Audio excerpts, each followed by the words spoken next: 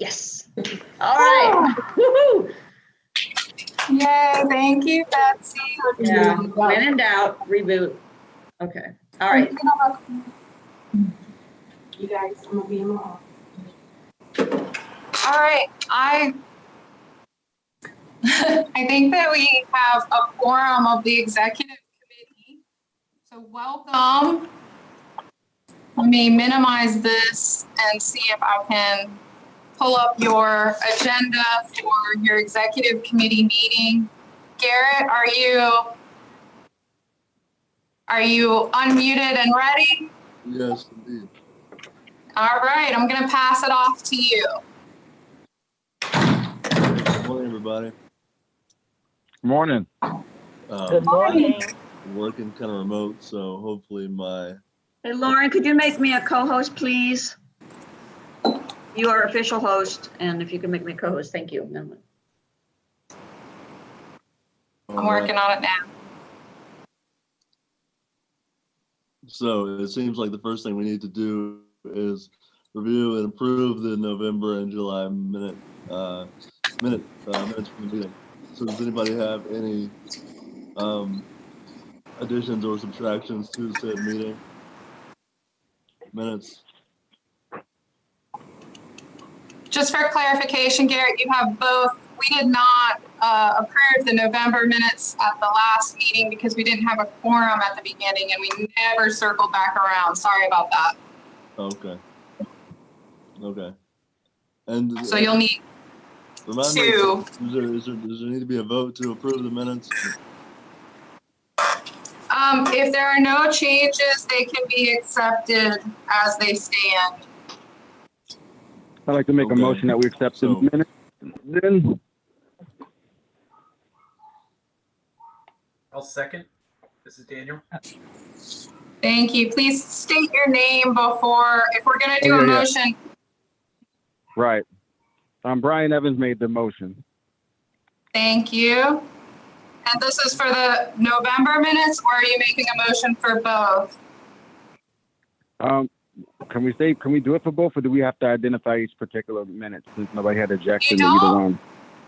You don't actually have to have a motion if there are no changes to the minutes. You can accept them as they stand. Perfect. Let's do that. So I make a motion to accept November's minutes as well. No, okay, hold on. You don't need to leave the motion out. Are there any changes to the minutes? For November specifically, let's take them one at a time. Right, okay. Are there any changes? I think we're clear. Okay. Then they are accepted as they stand. Garrett? All right. Move along to the July. Yes, indeed. So the July minutes, if you can pull those up, does anybody have any changes need to be made?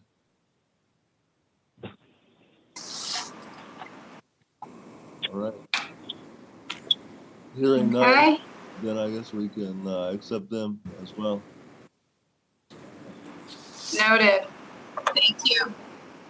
Indeed. So membership status. Lauren, it says you'll provide an update on communication with the Secretary of the Commonwealth's office. Yes, I'm happy to report to you that I had a long and lovely conversation with the new person who has taken over appointments. That's Sean Soares. He is well aware of the reappointments that need to happen, and you will have hopefully a new business, labor, industry representative joining, but we'll know more about that later. And Linda does not rotate off of your council yet. She has another year, so that's great for all of us. So we're keeping Linda for another year so that she can finish out her term. Thank you. Okay. And that's all that I've got for you right now. Okay. Now let's move on to the NCSRC conference update, as well as other info. Lauren, do you have that as well? Sure. So the NCSRC conference is not going to happen, the fall conference. There will not be one. They will, however, be putting things on the website, hopefully, and those will include some of their past learning modules for new members. So they're going to try to have some virtual offerings. I have not heard anything else at this time. The CSAVR conference will be taking place virtually, and there is enough funding for the chair to attend if Jared is able to, and he knows that. And I think that they just recently, maybe within the past few days, put up their draft agenda. Yes, and Lauren, remind me of the date of that. I will let you know that in just a second. I have to pull that up. It's coming up soon. Okay. Was that I should be able to make it work with enough notice, or not even enough notice, just a little bit of notice.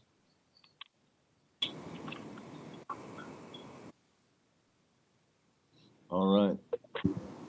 Well, let's move on to bylaw changes.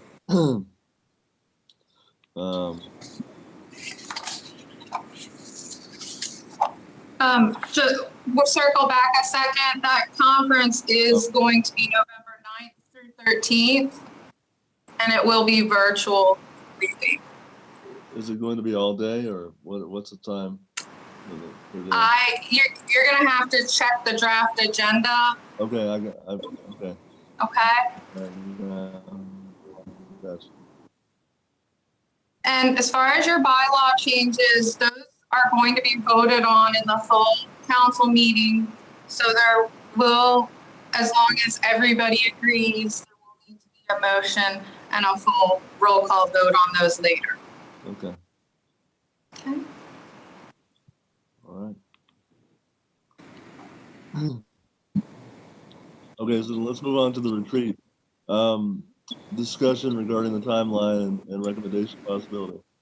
So I assume is the retreat.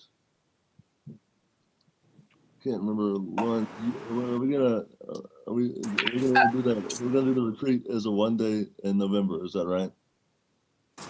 No, it's still going to be 2 days. It was previously set for the 16th and 17th, but I think that you all should have a discussion as the executive committee and decide whether you want to do 2 days of Zoom virtual meetings for the retreat in a row, or if you would prefer to stagger those meetings. Right. Maybe if you want to do one on a Monday and then have the next on a following Monday or 2 weeks later, to stagger it a little bit. I understand that everybody's schedules are very busy and Zoom fatigue is real. So I want you all to decide what you think is best. Lauren, I like that suggestion, one Monday and the next Monday. Yeah, stagger it. Yeah, because this is a very, I had to close my offices, and to have 2 days back to back, that would be challenging. Mm-hmm. Yeah. And then is Zoom Monday fatigue a is real. good day? Yeah, Monday's fine. Monday's fine. And I agree, the stagger would be perfect. Can we make a decision on that now versus later? Just because I might be jumping off the call because I got to go to a doctor's appointment a little bit. But I wanted to definitely take care of stuff. I think that you all can make a motion to recommend to the full council that they stagger the November retreat to be on the 16th and the 23rd. Awesome. So if somebody can make that known at the real meeting, that'll be great. I won't be there to hear it, but I'm all for that. Who'll speak? Does someone want to make a motion to make that recommendation? I'll make the recommendation. Perfect. Thank you. All right. Linda, that's you making the motion to recommend to the full council Now, Garrett, during the executive committee report that you give, you will recommend to the full council. You can do it then, or we can do it later in the agenda, but you will be the one recommending that the full council adopt the recommendation to have it on the 16th and the 23rd. Okay. Do you have a second?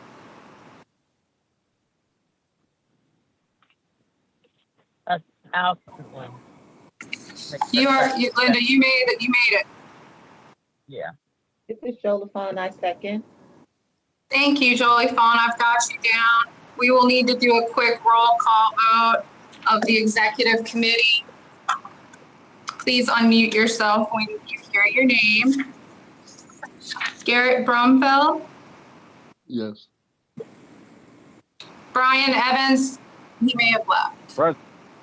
No, I'm here. Okay.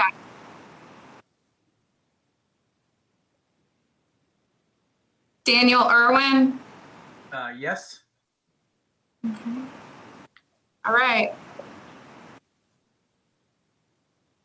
That recommendation passes. So Garrett, you will present that to the full council. Okay.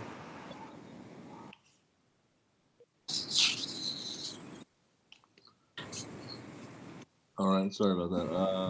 Let's see, moving forward. All right, hold on. All right. So does anybody have any other? Actually, no. I'm sorry. Looking at something else. So the 2021 schedule. Yeah, let me move a slide over. So you can also recommend to the full council to adopt the schedule if you like. This would help streamline. Okay. But this is in line with the schedule that you have been using. And I can't tell you right now what would be virtual, what would be in person. We just don't have that information yet. And the language in the budget follows the state of emergency. So if the state of emergency is no longer in effect, you do not have the ability to hold a fully electronic meeting. But we just don't have the information yet of what this looks like down the road. Sure.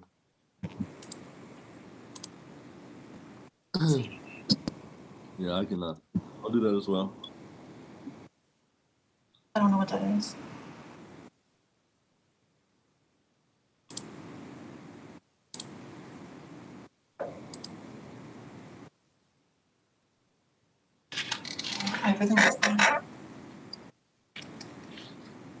How does the schedule look to you all? Mm-hmm. Good. Okay. And you guys have been really flexible, so I'm hoping that you won't have to flex much more as far as your schedule goes. But if you do have to, we can make that happen as well.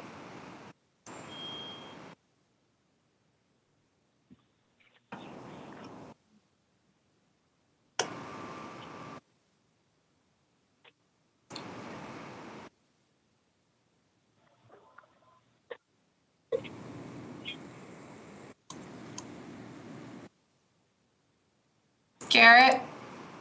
Oh, sorry. All right. Well, that all sounds good. I'll make that recommendation as well. So, does anyone have any other updates or anything that needs to be discussed in this executive committee meeting?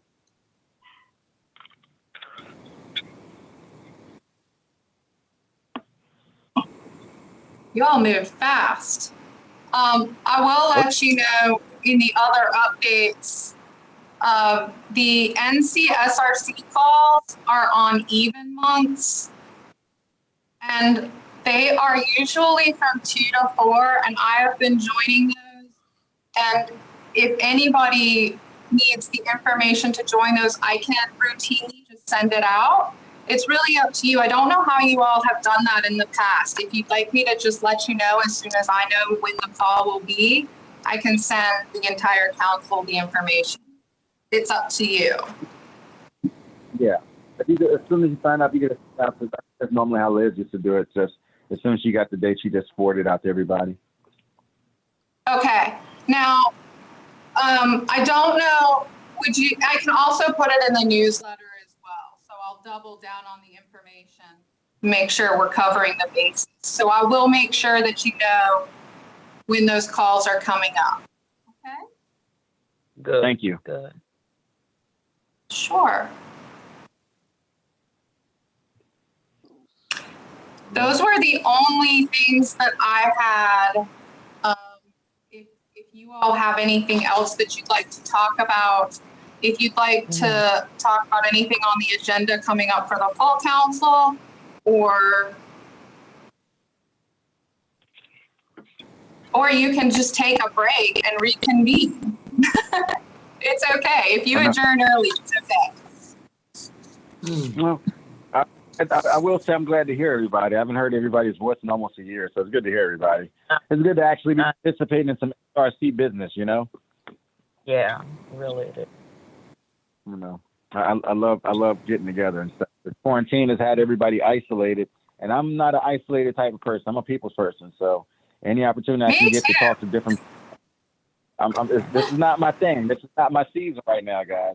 I'm out of my element, but I am glad that we all here. We're on this right here. I got a chance to get with my SRC crew. I miss you guys. I'm sorry I won't be able to make the whole meeting and stuff. I had a doctor appointment that kind of conflicted with the meeting, but yeah, I can't wait to hear what everybody's got to talk about when the meeting comes together. I did want to bring something up, but I won't be able to be on it. But just something to bring to your attention. I just got approved for Medicaid, right? I've been trying to get Medicaid for like 5 years. I finally get approved for it, and guess what I find out about Medicaid? If you have the audacity to want to work and have a job and have money while you're on Medicaid, you can't get help. So they'll pay for aides, but if you're a total care person like me that needs nurses, no nurse will take the job because I'm not a full-time patient and because I won't be sitting home all day. Nobody wants to take the job, and there's no organizations with Medicaid that can provide nursing skills for like skilled nursing if you're in my situation. So guess what their solution was? They told me I need to go to a nursing home. That's my solution, guys.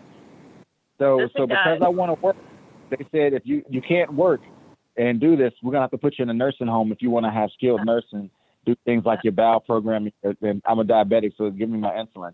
So Medicaid will not pay for any of that stuff. And they said if they want them to get involved, I have to go to the nursing home. And I think that is unacceptable. Like that's Brian. Horrible. Hey. Brian, is this Brian? Hey. This is Brian. This is Linda. Listen, this is what I do all the time, and I'm gonna get some information for you. Okay. Please allow me to send you some information. If you would, my phone number is 757-589. Hold on, I'm gonna get this. I need your number. Hold on. I'm gonna put you on here. I got a new phone too, guys. It's got the iPhone 11, and I do not know how to work this thing. Yeah, I do too. But you're gonna enjoy it, Brian.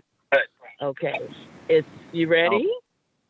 Wait, now you know that this is being streamed live to the public, so I don't want you to give out any information. Yeah. I forgot Just look me up, Brian. All my phone numbers are there. Office, home, and every cell phone. Just look me up. And what I'm going to do is, this is what I do all the time. I'm going to work with you on that and show you a way you can do it without going into a nursing home. No, sir. Thank you so much. Yes, Linda and Brian. This is Lauren. Brian, I will make sure that you have Linda's contact information. But yes, we're not going to have you go into a nursing home. We're not going to let that happen. Yeah. Right. Yeah, we're gonna get it worked out. Here's my thing. I'm not going to a nursing home, but how many people are going to have to go to a nursing home? And I don't like that. You know, like I'm blessed enough that I know people like you guys, but everybody don't have my contacts. So it's like when I heard this, and I'm like, you know what? You're right. Nobody's gonna want to take a shift for 2 hours or 3 hours if they were working. So how would a person that wants to have a job, a person that doesn't want to go to a nursing home, like survive with Medicaid? Well, And I what that out. we're gonna work it out. We're gonna work it out. Yeah, I'm gonna thank show you how to get thank you. you a license, and you got the people coming right there. Okay, 20 That's as long as you need. Thank you so much, Linda. Okay. I'm not going to beat the dead Absolutely. horse anymore. I'm going to put that dead horse to the side of the road. That's right.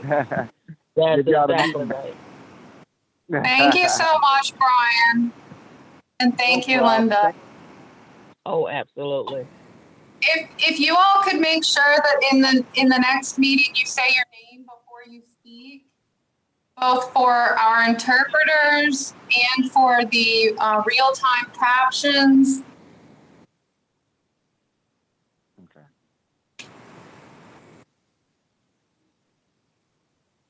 And Garrett, we're back to you. All right, so if no more business needs to be discussed, and then we can just take a break, 30-minute break, right? Yes, Then we'll absolutely. come Maybe back. come back 5 minutes beforehand, and I wouldn't disconnect from Zoom if you have the ability to stay on and just mute your video, and you can stop your video from streaming. What time do we come back on, Lauren? If you could come back on 5 minutes before 10, that would be great. Okay. Hey, guys, I'm going to stay with this meeting. I'll be able to make the second meeting, and I just drop off somewhere around 10:20ish or something like that. So I'll catch y'all back when we get back on. Okay. Perfect. All right, guys. Thank you. Thank you. Talk to y'all soon.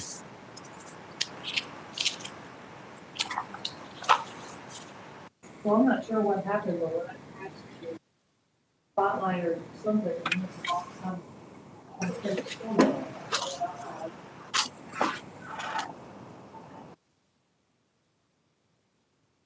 and then I lost the other view.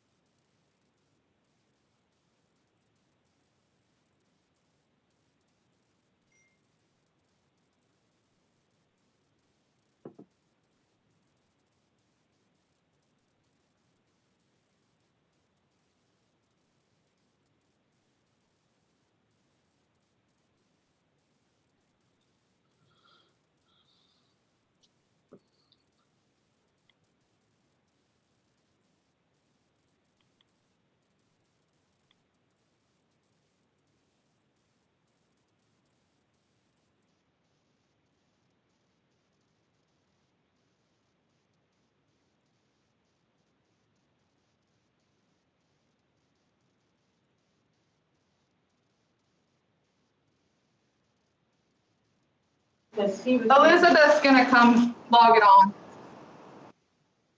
Sorry. Okay. Thank you. All right, so, unmuted. Yes. Okay. I do need to talk.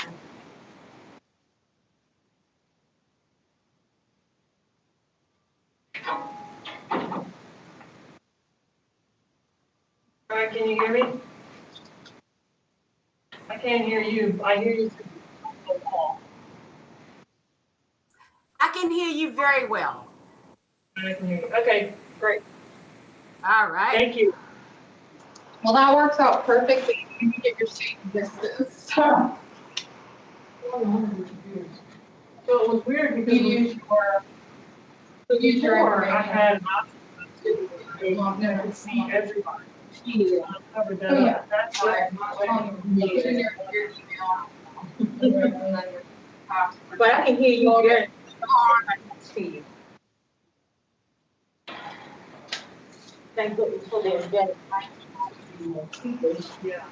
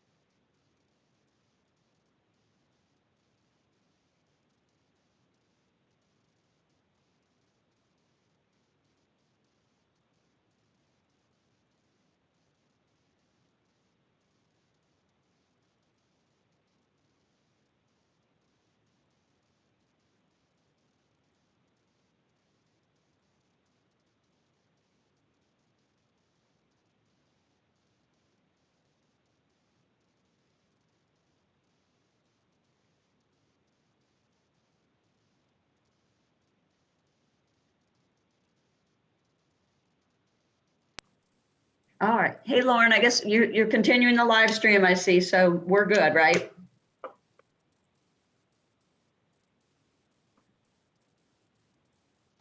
Yes. Contact me.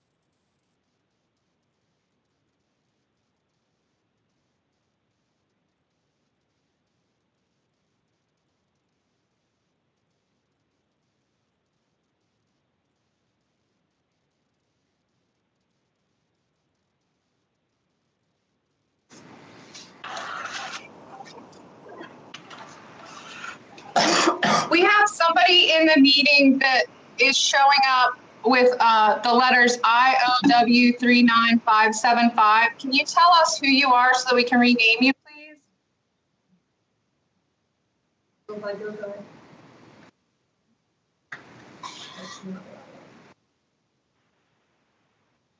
Jenny is Barbara, about. I think that might be me. Thanks, Barbara. I'll get you renamed. Thank you.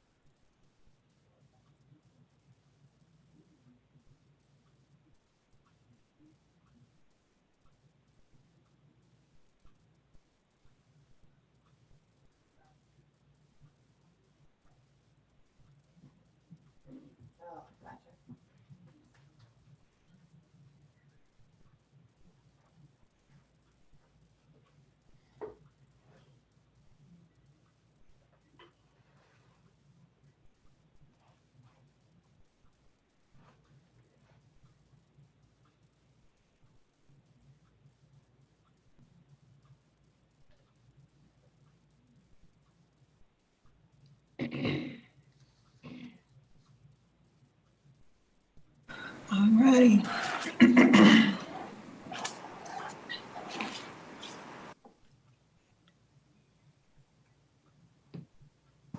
think we have a quorum. There's quite a few people. Who on this list is not in?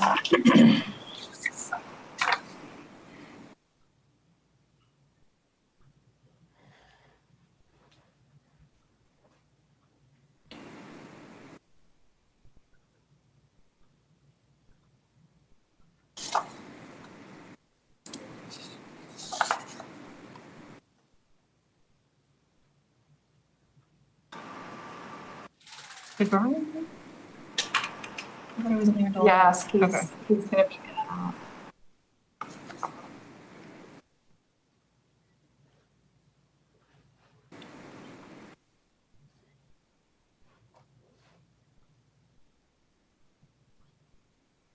Tammy. He's the only one I don't see. Thank you.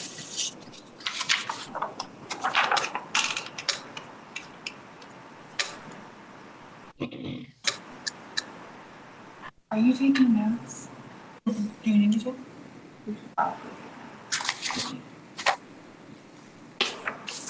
I can do the ones for. Oh, I gotta admit David McKenzie. Oh, yeah. Do I need to make him? Probably. Because I think Joyce is signing out.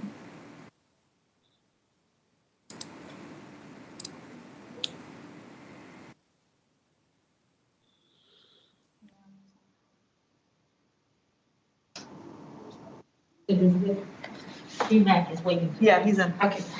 All right, guys, I'll see y'all in the hallway, okay? Okay, thank you. I appreciate you, my lady.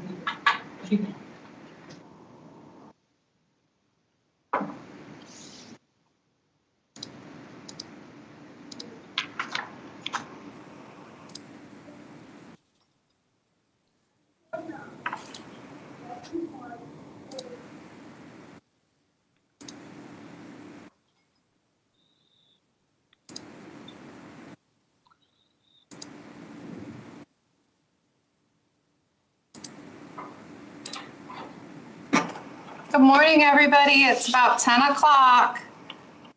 I just want to remind everybody that you are in the public view. We're simultaneously being streamed on YouTube. Please say your name before you speak so that the interpreters and real-time caption can make note of that. And at this time, I'm going to turn it over to your chair, Garrett. All right, thank you, everybody. I'm Garrett Brumfield. Again, please state your name before you speak. That is very important, and I will remember to do the same for myself. It is great to be here with you all this morning, even though it is via Zoom. Wish we could all be in person together, but yeah, we do what we can, and we'll make it work. So with that, I would like to call this meeting to order at 10:01, and then we would like to introduce the members in this council. Lauren, would you like to assist me with that, with the roll call, or I can just go down the list of participants? I can do it. It's good for you all to get used to where you fall on the roll call for voting purposes so that you know when to unmute. You get really friendly with the unmute and mute. Aaron Bassard, Garrett Brumfeld, Pam Kobler, Brian Evans.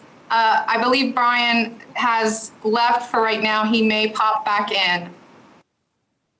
Dr. Linda Garris-Bright, Daniel Here. Irwin, Jolie von Liddell, Angie Leonard, Dan Lofkin, Dawn Mosley, Madeline Nonnelly, Justin Spurlock, Sean Utt, and Jennifer Whitteborg.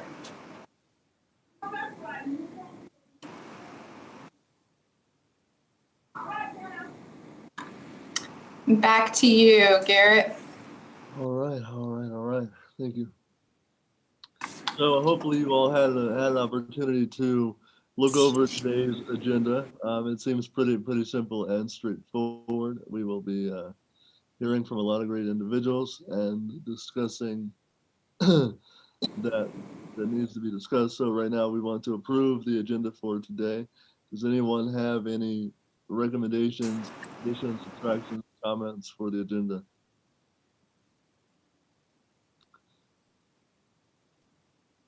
Hearing none, we can approve the agenda.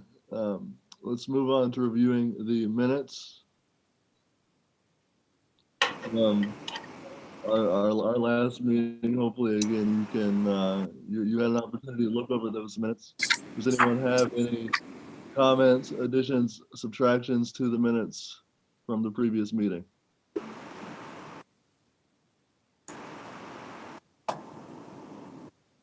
Hearing none. Okay, we will now move on to matter of public comment.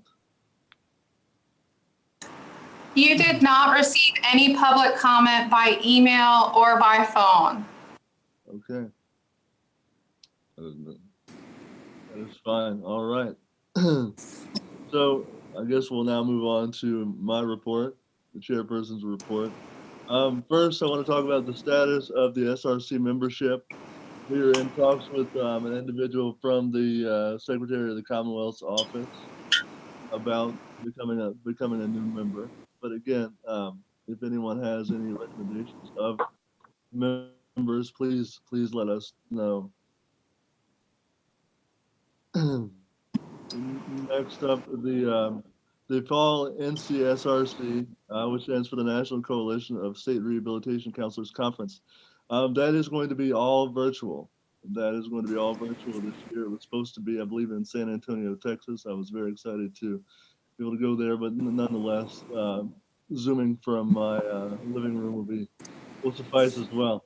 That will be November 9th through the 13th, and this commission has allotted for me to be able to attend, so I will do my very best to attend as much of it as possible and report back to you all as to what is being discussed and what I learned from said conference. So looking forward. Garrett, this is Lauren. Just a point of clarification that there won't be an NCSRC conference, but the CSAVR conference is the one. Oh, I'm sorry. I think you're referencing. It's okay.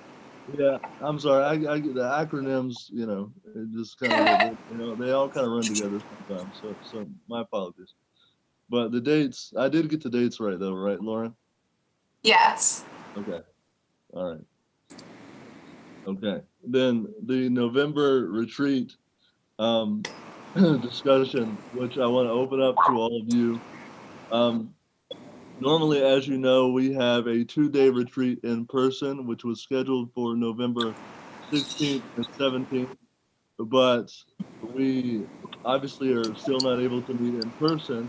And so Lauren, I, and the exec board have been talking about, doing a 2-day retreat on November 16th and November 23rd. That would, space things out so it wouldn't be back-to-back days and wouldn't be too much on the members of this council. So I would like to open up for discussion and also Lauren, do we need to take a vote for those dates or just discussion? Well, the executive committee actually made a recommendation. That motion was made by Linda. Yes. And Jolie Fawn, I believe, seconded that recommendation. So you have a recommendation for the full council to consider, which would be having the retreat on staggered dates, the 16th and 23rd. Which are both Mondays. Correct. Indeed.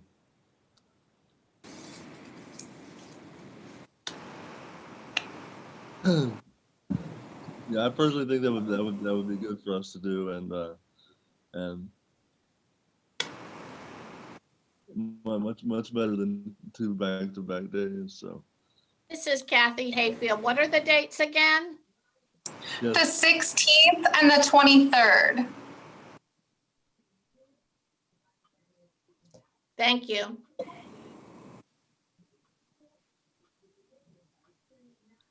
All right. And this is Garrett Brumfield again, your chair. Again, the other thing I wanted to recommend was adopting the 2021 schedule. I know this is yes. I'm sorry, this is Lauren. Can you hang on? You have a recommendation to the council Okay. regarding the November retreat dates. Okay. So I gather you need a motion? Yes, I'm looking for a motion from the full council. I can't do that because I'm ex officio, so I'll be. I know, darn. Well, I'll make a motion that we would accept the Oh, 16th Linda? and 23rd date. I can't do that. Linda, I'm sorry. Jenny's speaking. Hang on. Oh, Yes, hi, this is Jenny here. I move that we accept the executive committee recommendations to change the dates, November 16th and 17th, to change it to the 16th and the 23rd. Thank you, Jenny. I'll second that. Thank you, Linda. Linda, make sure you say your name first for us, please. Okay, this is Linda Bright. Perfect. I'll make a second. Okay, I am going to go down for roll call vote. Please signify your vote either yes, no, aye, nay, however you prefer. Aaron Bassard, Yes. Garrett Brumfeld,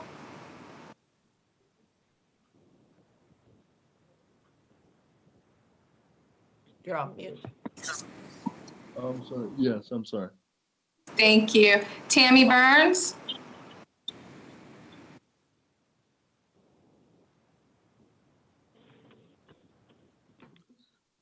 I believe in the chat. This is Garrett. I believe in the chat it said she's on another call, so she may be on mute. okay, that's fine, I'll move along. Pam Kohler, Yes. Daniel Irwin, Yes. Jolie Fawn Liddell,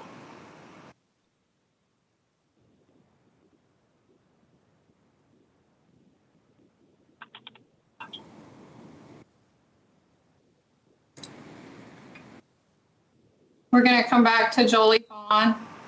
Angie, Yes. all right. Dan Lofkin, Yes.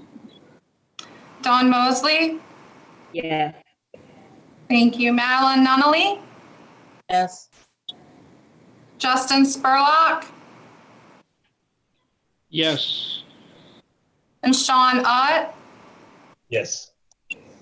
Thank you. Jolie Fawn,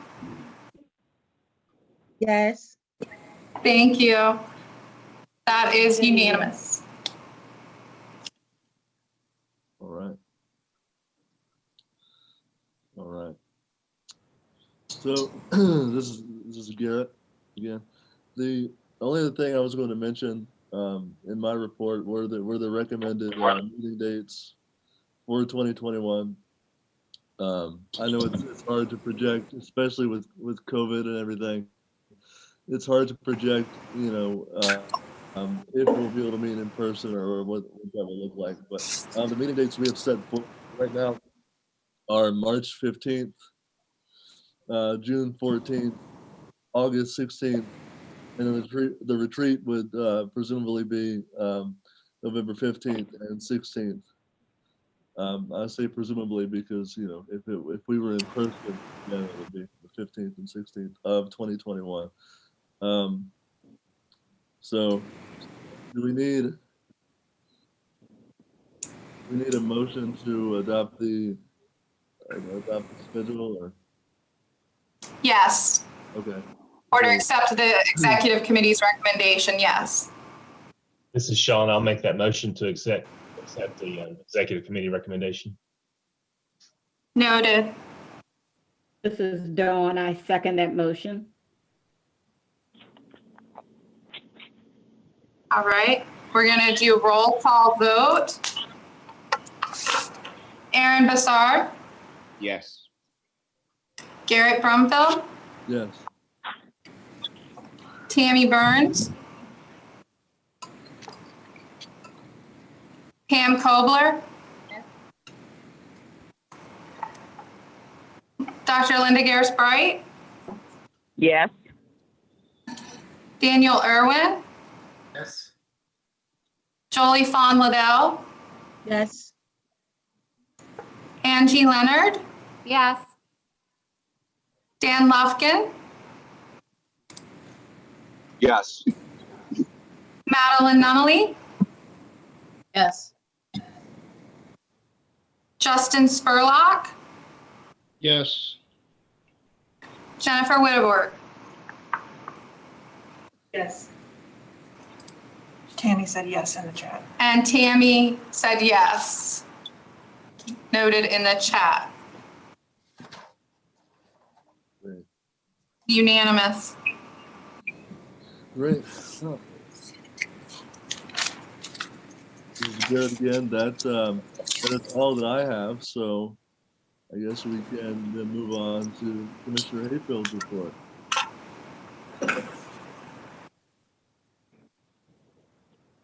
Good morning, everyone. Good morning. This is Kathy Hayfield. I'm the Commissioner of DARS. And I believe I know you all. So it's great to see your faces. Of those of you I can see faces. This is a brave new world. If you're like I am, this is becoming a place that you sit often in front of your computer, Zooming or Google Meets or Windows, Microsoft Teams, or it seems like we have a few of them. I'm at the office a few days a week and in this little bedroom a few other days a week. But all in all, we're making it work. And I see some of you nodding your heads. You're in the same boat I am.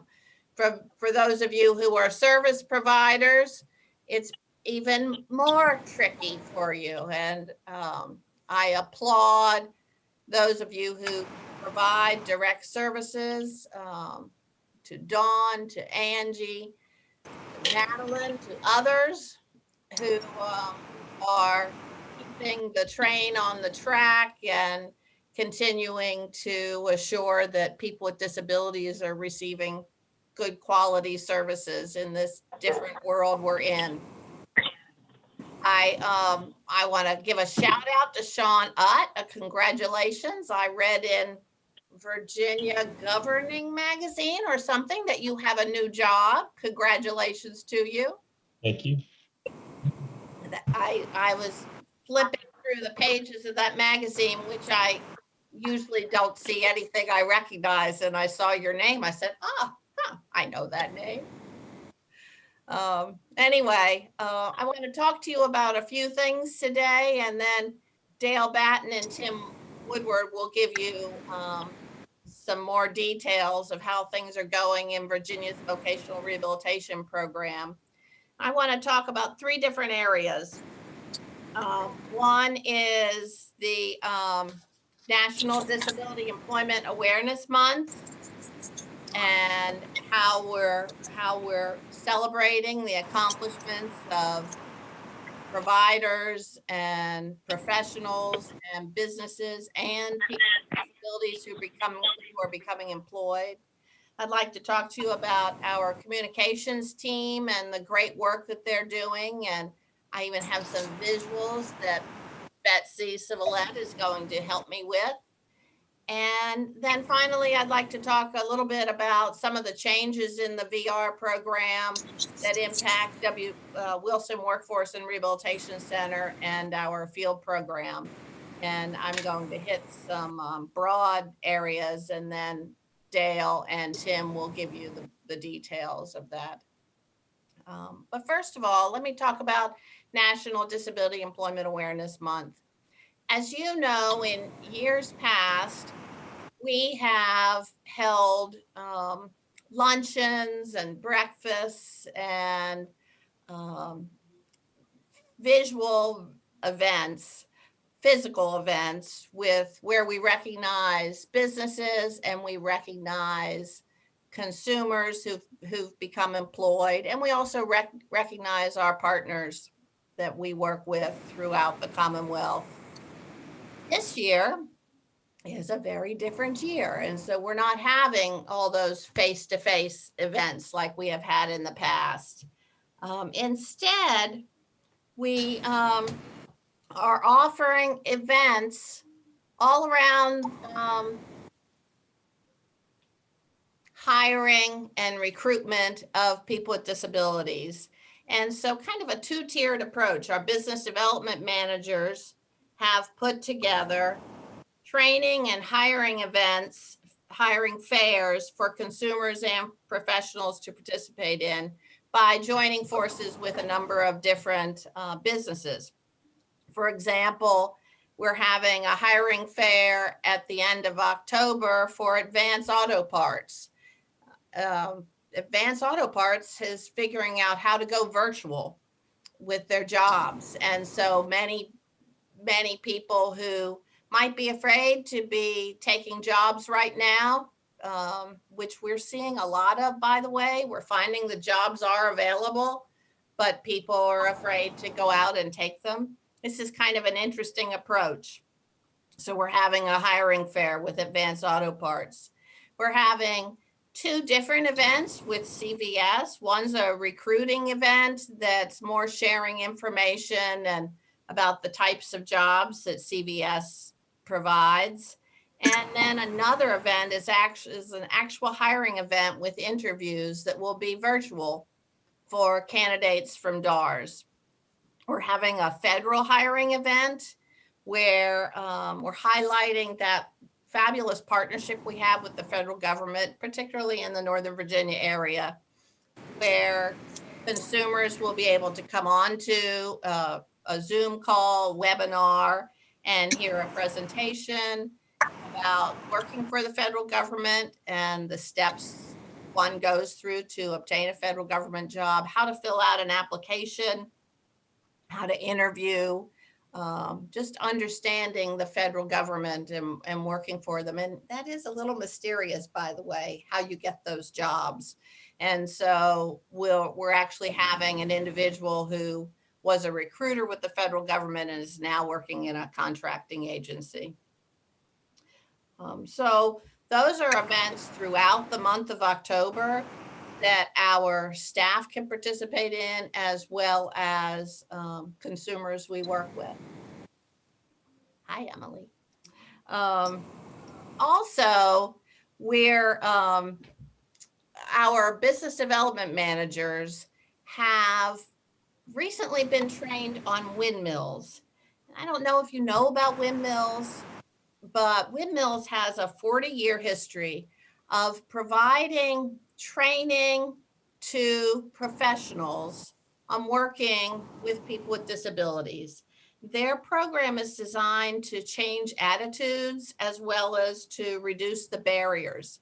So for many people, working with individuals with disabilities can be intimidating. And there are also lots of stereotypes out there. You know how when you're in a restaurant and you're with a person who's blind and the waitress will talk real loud because, you know, blind people can't hear that well. Or when you're with a person who's a wheelchair user and the person in a retail setting might talk to the person that's with the person in the wheelchair because, you know, people in wheelchairs, they can't understand that. Okay, so those are stereotypes that are not true. So our business development managers all participated in the windmills training this year. And it was set up as a virtual training opportunity. And that was a really big deal because it's a very long program to become certified as a windmills trainer. And so we were just delighted to be able to participate in this. This is something that the Council of State Administrators of Vocational Rehabilitation coordinated. And along with other vocational rehabilitation agencies across the country, we were fortunate enough to be able to access this training. To some degree, you might say, oh, well, that's old training, and why would our very qualified business development managers need that? We all need ongoing training. And this is just a great opportunity for us. And I know I participated in it maybe 30 years ago. And I believe Dale Batten did as well. She took some of that training. So we're really excited about it. So over the month of October, our business development managers will be doing lunch and learn sessions, and would love to have any of you participate in those sessions. They'll just be an hour long. They'll be around noon on the 7th, the 14th, the 21st, and the 28th. And the first session, we'll talk about stereotypes of disabilities. The second session will be fact or fiction, just helping folks really learn more about disabilities, kind of from a 101 level, which is really good knowledge to have in your back pocket. The third session is going to be about disability employment, and it's called Whose Fault? And it will look at real life scenarios of people with disabilities and situations that occurred in the workplace, and whose fault is it? So that generally we blame the individual, but this is an opportunity to look at the role we all have in making our workplaces more open for people with disabilities. And then the fourth session on the 28th of October will be on assistive technology. And that will be interesting to see how they do that in a Zoom format, because we're so used to assistive technology being a hands-on training session. But this will focus on just basic everyday tools that employers can utilize to make settings more accessible for people with disabilities. So we'd love to have you participate in any of those sessions, and we'll be sure that Lauren gets that information out so that you can register to join in on them. And go ahead and register, and if you can be there, be there. If not, we'll understand that. But would love to have you join us, and be sure, if you do, to introduce yourself as an esteemed member of the State Rehabilitation Council. Daniel's smiling there. You were already esteemed even before you came on the council. Just nice to hear. Yeah, we need to hear those things sometimes. Okay, so the next topic is... Commissioner Hayfield, if I might interrupt 1 minute. You may. Yes, I am wondering if this would be accessible, like the federal fair and the business fair. I know that those lunch and learns will all be at noon. I'm just wondering if all of those will have interpreters and captioning, and how they are linguistically accessible. Yes, they will, Jennifer. I don't know that for sure, but now that you brought that up, yes, they will. Would that work? Thank you. Okay, thank you for that prompt. I expect they were going to, but now we'll be absolutely sure they are. So is this meeting, Lauren, being closed captioned as well as ASL interpreter? Yes, it is. Okay. I know other meetings I've been in of ours have been, and I noticed that some other agencies aren't doing as good of a job as that, and if we don't, it's a real problem. But I think we'll be reaching out to some of our sister and brother state agencies and giving that prompt to them as well for some of these Zoom meetings. Thank you, Jennifer. Okay, so I'm going to move Thank you. on to our great work of our communications team. And Betsy Savlett, who is our manager of our communications unit at DARS, is also here. And if I miss anything, Betsy, you jump in there because I'm Okay. really talking for you. So do you want to put something up on the screen, Betsy? Well, go ahead and start talking and I'll cater to what you're saying. Okay, all right. So our communications team is small but mighty, and it consists of Betsy, who you see on the screen there, who's waving. Wave. Oh. Waving, yes. And Rick Sizemore, who I know you all remember from our Wilson Workforce and Rehabilitation Center. He retired with us in July of 2019. And then late last fall, he came on and is doing great work in the communications area. But we've really changed things up in this past year, and I give a lot of credit to Betsy's leadership in this area. We've done a much more focused job of marketing the real work that's going on in the agency, rather than providing more generic disability information. She's really worked hard to share the message of DARS. So there are 4 goals, and I'm just going to go through them quickly and then expand on them a little bit more. The first is to drive the message with the agency's key programmatic initiatives. The second is to produce an annual editorial calendar that reflects those agency initiatives so that we know at the beginning of the year where we're going. Remember that old saying, if you don't know where you're going, you'll probably end up somewhere else. Well, we're really being much more focused now on our communication efforts. We definitely have increased our digital community engagement, and we've expanded and capitalized on the national networks and partnerships, and that's something Rick has brought to our communications team. So let me talk just a little bit about some of these key programmatic initiatives.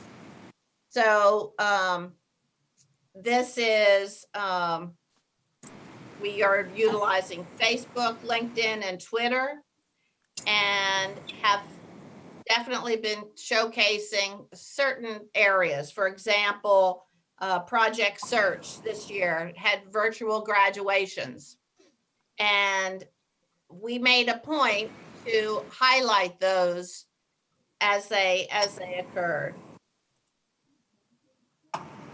There it is. I'm showing it now. Yeah. Okay. So this was, one of our posts. We use a simple graphic design program and create these, posts for awareness months and events and success stories. Okay, go down to the next one. We've put a lot of energy into the Career Pathways grant, and it's ending. It's in its 5th year now. And this year, our communications folks have really highlighted the great work in building pathways for individuals so that we're not just finding people a job, we're building a future for them. There's Kathy's smiling face. There's that smiling face. That's Wilson. Yes. We've definitely focused a lot on the good work at Wilson Workforce.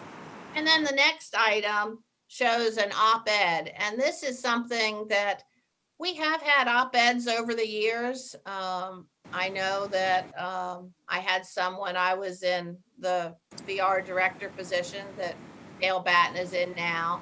This year, we built the op-ed around the ADA and the fact that the Vocational Rehabilitation Program achieved 100 years, which is so hard to imagine. And I believe we sent that op-ed to you, and I had a number of nice responses from you. And there are a few others. This goes back to the editorial calendar. So there's Deaf Awareness Week. You saw one a minute ago that was National Recovery. Keep going. Mental Health Month. And Lead on VR. I don't know if I believe I sent this to you. This is George Dennehy. Did you all receive that from me? It was a Lead on VR song. And that was produced by Rick Sizemore, who has a music background. And George Dennehy used to be a client of ours. He's an amazing success story. He plays his guitar, you could see there, with his feet. And he's nationally recognized now. I think his claim to fame was that he opened for the Goo Goo Girls? Goo Goo Dolls. Goo Goo Dolls. Yes. Dolls.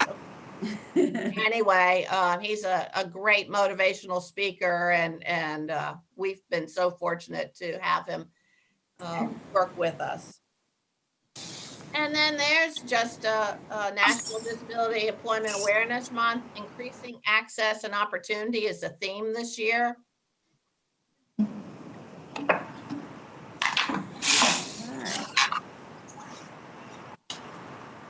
And then again, back to the national networks.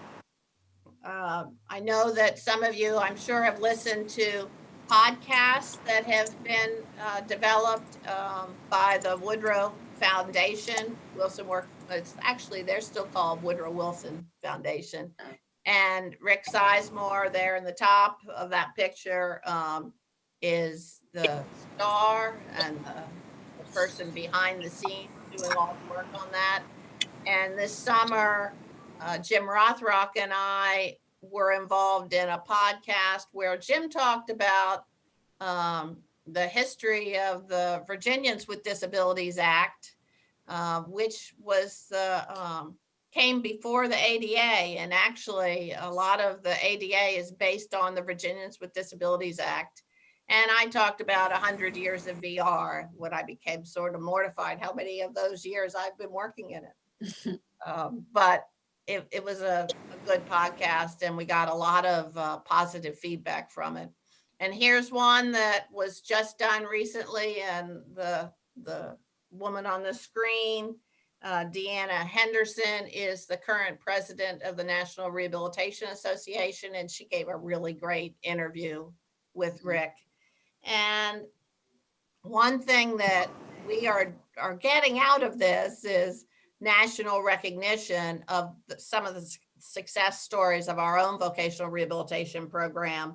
And we'll be recognized, highlighted at the CSA VR conference with Rick being involved in developing clips of consumers who've been successful through our program. So as you see, in the area of vocational rehabilitation, we really have a beefed up presence on social media, as well as more engagement with consumers as well as professionals. And I know I'm on a State Rehab Council meeting, but you see all of that for VR. The same level of energy and work is going into efforts around aging services and adult protective services, focusing on Alzheimer's and caregiving, and all Here's a shout out to Mary, since her daughter's on the call. This was today. We launched this for Deaf Awareness Week, which is this week. All right, that's Mary Nunnally. She's Yeah. our Deaf Services Coordinator at Exemplar, and Madeline Nunnally just wrote in the chat room, "Go Mama." And then here's one, yeah, like I said, aging services, Falls Prevention Week. So, yeah. Would you like to add anything, Betsy?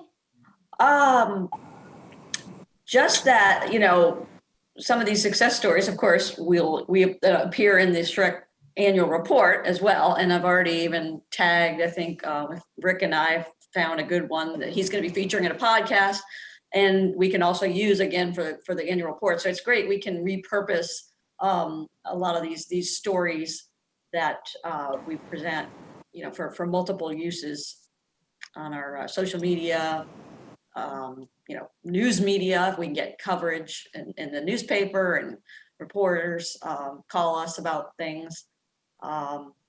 So. And if any of you all have good stories that you know about, please reach out to Betsy and share what you hear and what's going on in your community and the businesses that you work. We would really love to better engage with our members of the State Rehabilitation Council as well. Thank you. Okay. All right. And then the last topic, I bet I've exceeded my time, Mr. Chair. You're okay. We're ahead of schedule. You're okay. Oh, okay, good. Oh dear, you shouldn't tell me that. Is to talk a little bit about some of the changes that have occurred in the vocational rehabilitation program over the last, the screen's bouncing around here. Over Okay, I stopped sharing. So. Over the last few months. As you know, when did we last meet with you all? July? Did we meet in July? Garrett? Yes. Yes, Yes, okay. yes, we do. Okay, so July was a few months after. We did end up furloughing employees, and Tim Woodward will talk to you about that a little bit. We held folks on as long as we could, and then we furloughed employees in the summer. And, some people were furloughed 40 hours a week, some maybe worked half-time, but we sent all consumers home, all students home in March. And so at a certain point, we couldn't justify keeping all employees working when there were no consumers no students or at the center. So during those summer months, we had time to really step back and say, all right, so what's the future going to look like? What's the center going to look like in the future? What are the needs? What are the most significant needs of the vocational rehabilitation program? And 2 years ago, for those of you who were on the council, you might recall that we made a major restructuring, and we made some decisions to reduce our medical program, our medical only program at WWRC. Well, this summer, we reduced it much further. And so we had across the center and a few positions in central office, we had 11 layoffs. And layoffs occurred mostly in the medical area. So at one point, WWRC had 8 doctors back in the day. So think about WWRC has been around 60 years. I made that up, but I think that's about right. And it was a medical rehabilitation program.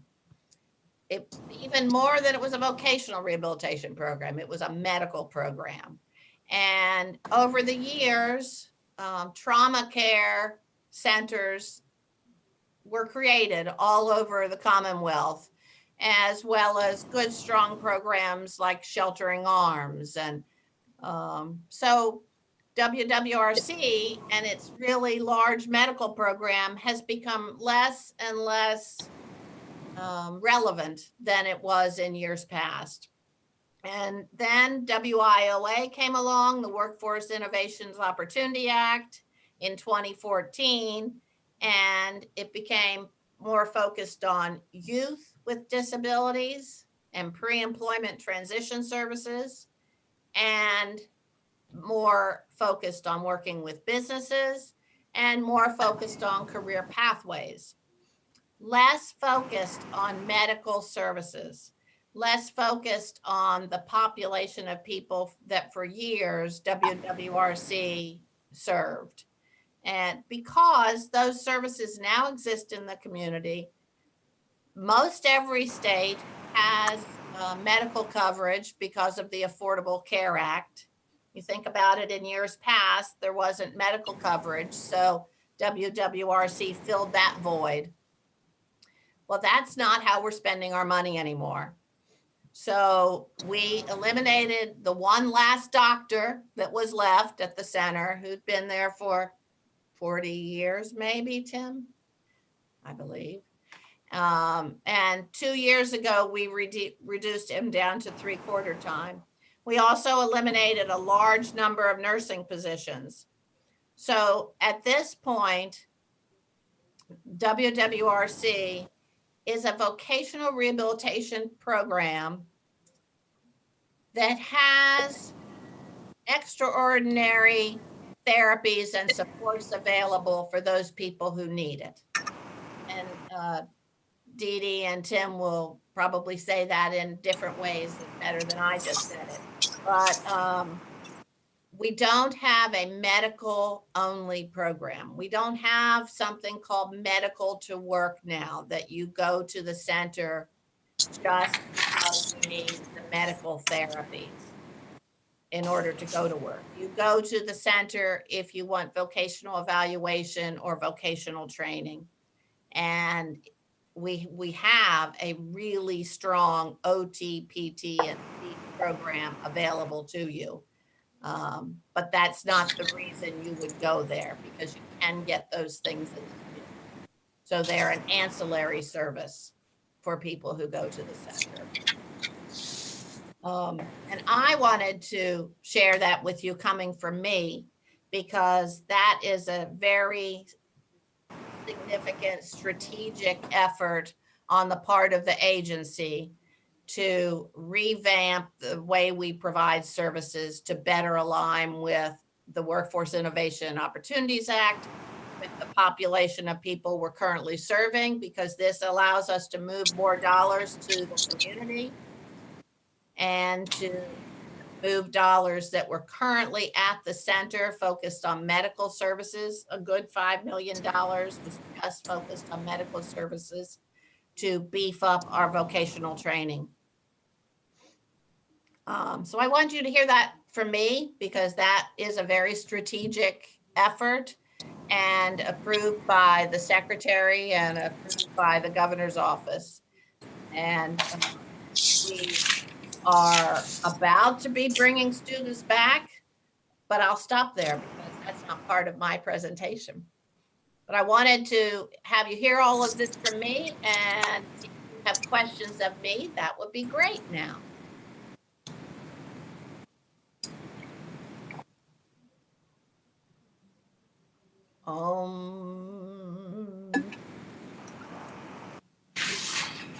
All right, well, thank you for your time this morning. Thank you for your commitment to the Commonwealth, to your commitment to work with people with disabilities, to improve employment outcomes. You are our partners, and we look forward to your input and your advice on how we can better improve the work we do. I hope we see some of you at our Lunch and Learns this October, which starts this week. Wow. And again, just thank you for all you do. I think that's it, Mr. Chairperson. Yes. Right on time. I love it. This is Garrett Brumfield again. Thank you very much, Kathy, for your detailed report as always, and loved hearing about the new initiatives and the ones that are continuing, and the Lunch and Learn. I'm very excited about that. So thank you very much for everything. Now we will move on to hear from Miss Dale Batten, who is a deputy commissioner.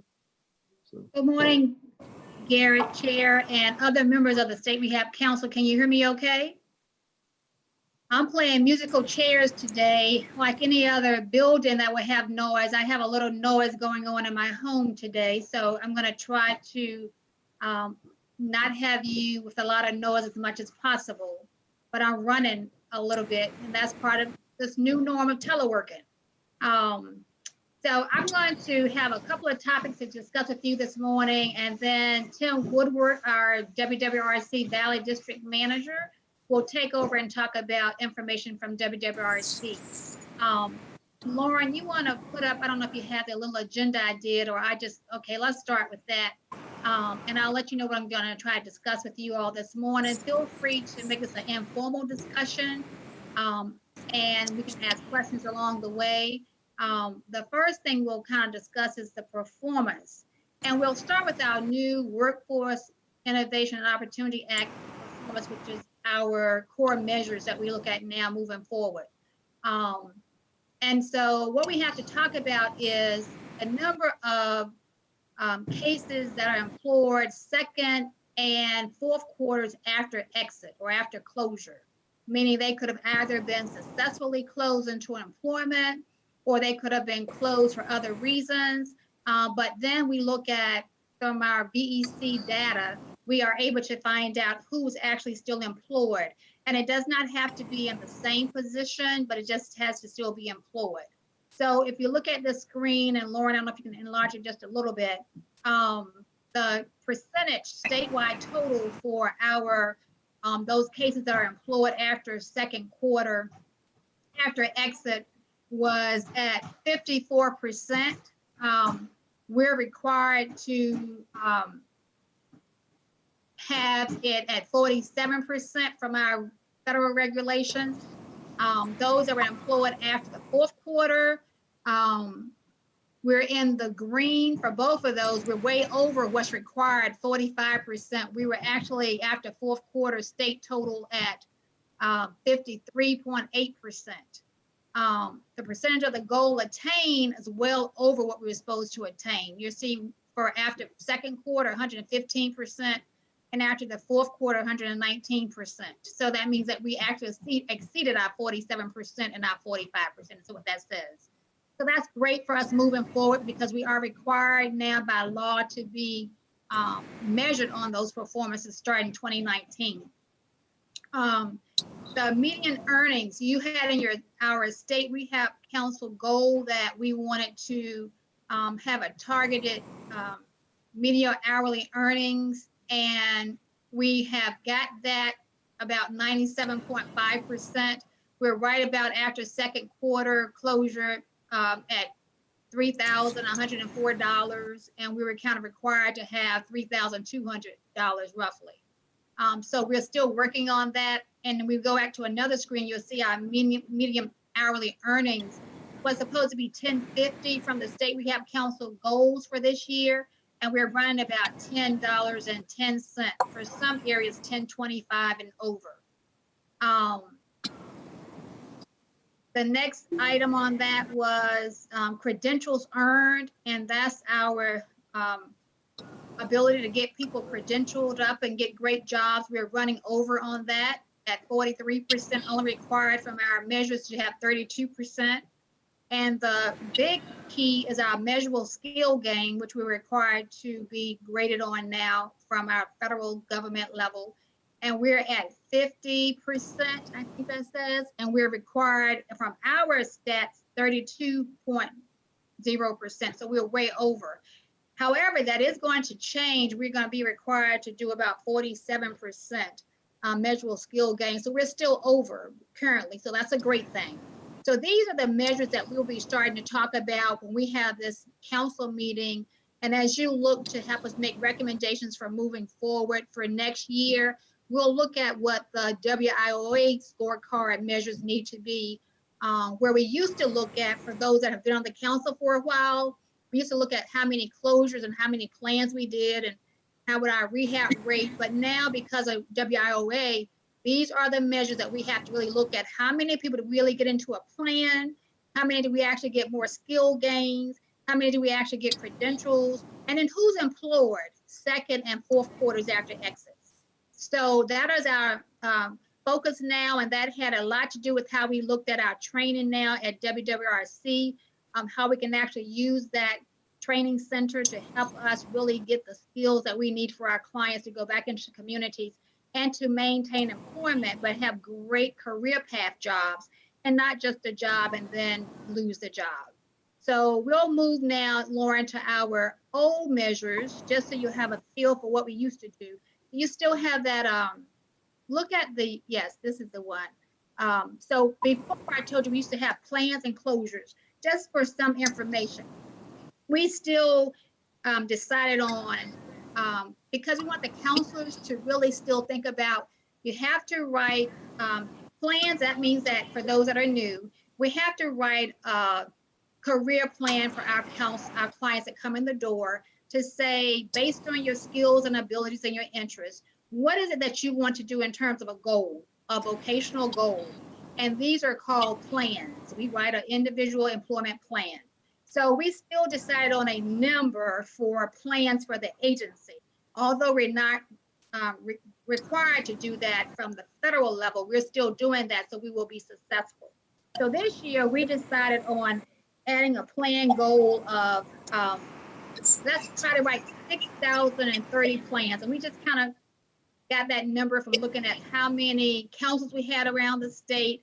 An old number that we used to use was 40 plans. We looked at, we want them to be quality plans, not just any plan. But looking at last year, 2019, we did about 4,300 plans, 4,378 to be exact. So we decided that we wanted to make sure that we increased that number, because we were really looking at serving more clients or writing better plans. We should be able to produce more qualified or quality plans. So we increased that goal to 6,030 plans, 60-30. I'll be glad to tell you, as of today, even with pandemic, since March, we have exceeded last year's plans by almost 1,000. We are now at 5,528 plans as of Friday. And so our goal is 6,030. So we're really accomplishing 94.8% of that goal as of today. So we have until the end of September. We may not make 6,030, but I can tell you that we really have done a great job during the pandemic to really make this a fulfilled requirement. The next goal that we have is our closures.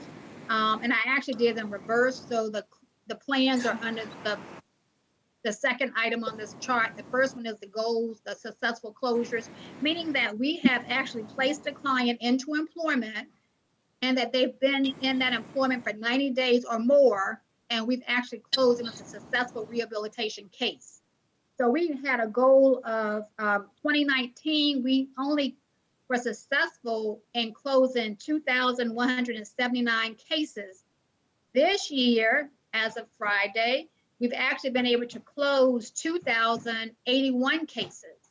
And so even with people with the pandemic, we've still been able to close cases. We made a goal of 3,015, and we increased that from last year to make sure that we were looking to strive better at closing cases.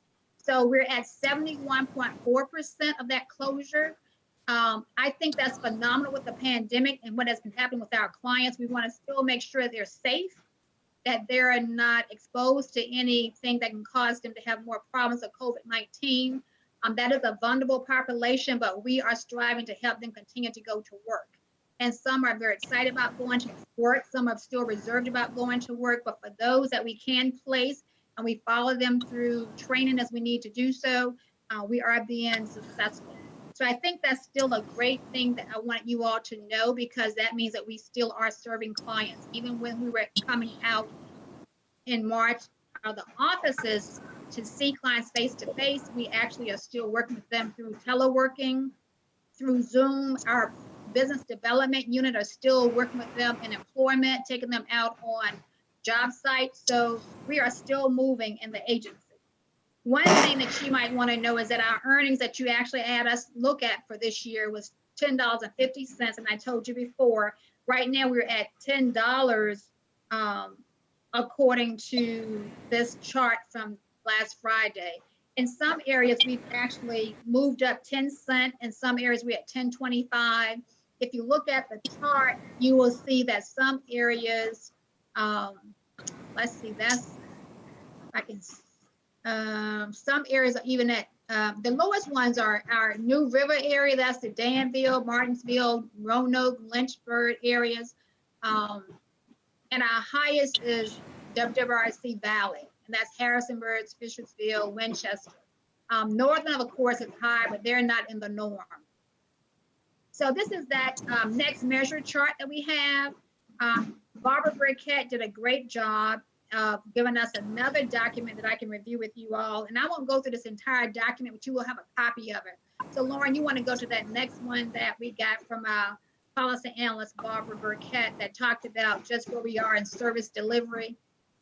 That would be that one exactly. You go back to the right. This is just a summary that Barbara gave us, and we will send this to you.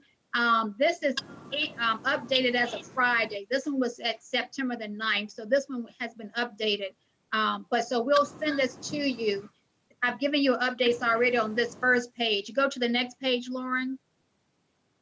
And this one just talks about where we are in pre-ET services. This is actually increased as well. So right now for pre-employment transition services, or just for cases in our system, we have totally right now about 18,990 cases in our system. And of those, oh, 1 second. Let me make sure I get to the right paper I have here for you.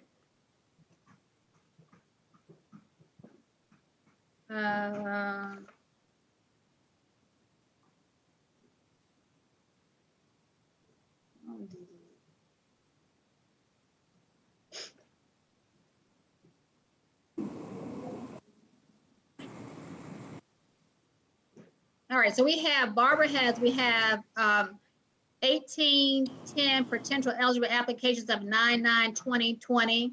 1,000 or 56% of those have moved to VR caseloads. And we provide core services for pre-employment transition services. And so 18,000 services, meaning that we've done something with the pre-employment transition services. And these are students with disability, for everybody that wants to know. We provided 18,000 services, and this number has dropped a little because of the pandemic. So this is great information for you all to know and to have moving forward. And you will get a copy of this report. Go one more slide, Lauren. All right, that's back to the scorecard. That's fine. Go back to the agenda. Any questions on our performance? Go back to the agenda that, well, you didn't have the agenda that I had. All right, any questions on the, okay, that's fine, I got it. Any questions on our performance before I move on to where we're going to be heading for tomorrow, September the 22nd, looking at the cases that we have on hand, and we're going to be moving them off our waiting list. Edie, I have a quick question. This is Daniel. All right. I'm just curious, and I forgot what slide it was on, but the new goals that are required by WIOA, the earnings and the skills gains, are those targets federally mandated, or are they state specific that you all develop? Now, they're actually federally mandated. We actually didn't have our requirements until, they didn't start looking at us until 2019, July 2019. So what we had since it went into effect 2016 was pretty much Barbara and our commissioner kind of looked at where we had been a trend, and we set our own goals based on where we were. But now we actually are going to be measured on a federal look at where we've been for the last couple of years and be required to have measures based on where we've performed in the past. Kathy and I just had a conversation with our Department of Labor Rehab Service Administration team on our measurable skill gain, the one that's the very last one. We actually had to put measures in place to be now required to have a number there. And that number, the goal that we had before was 32.5. We actually have been required now by Department of Labor to increase that because of our performance. As you see, we're at 50 point something. We're having to, for 2020, do like 47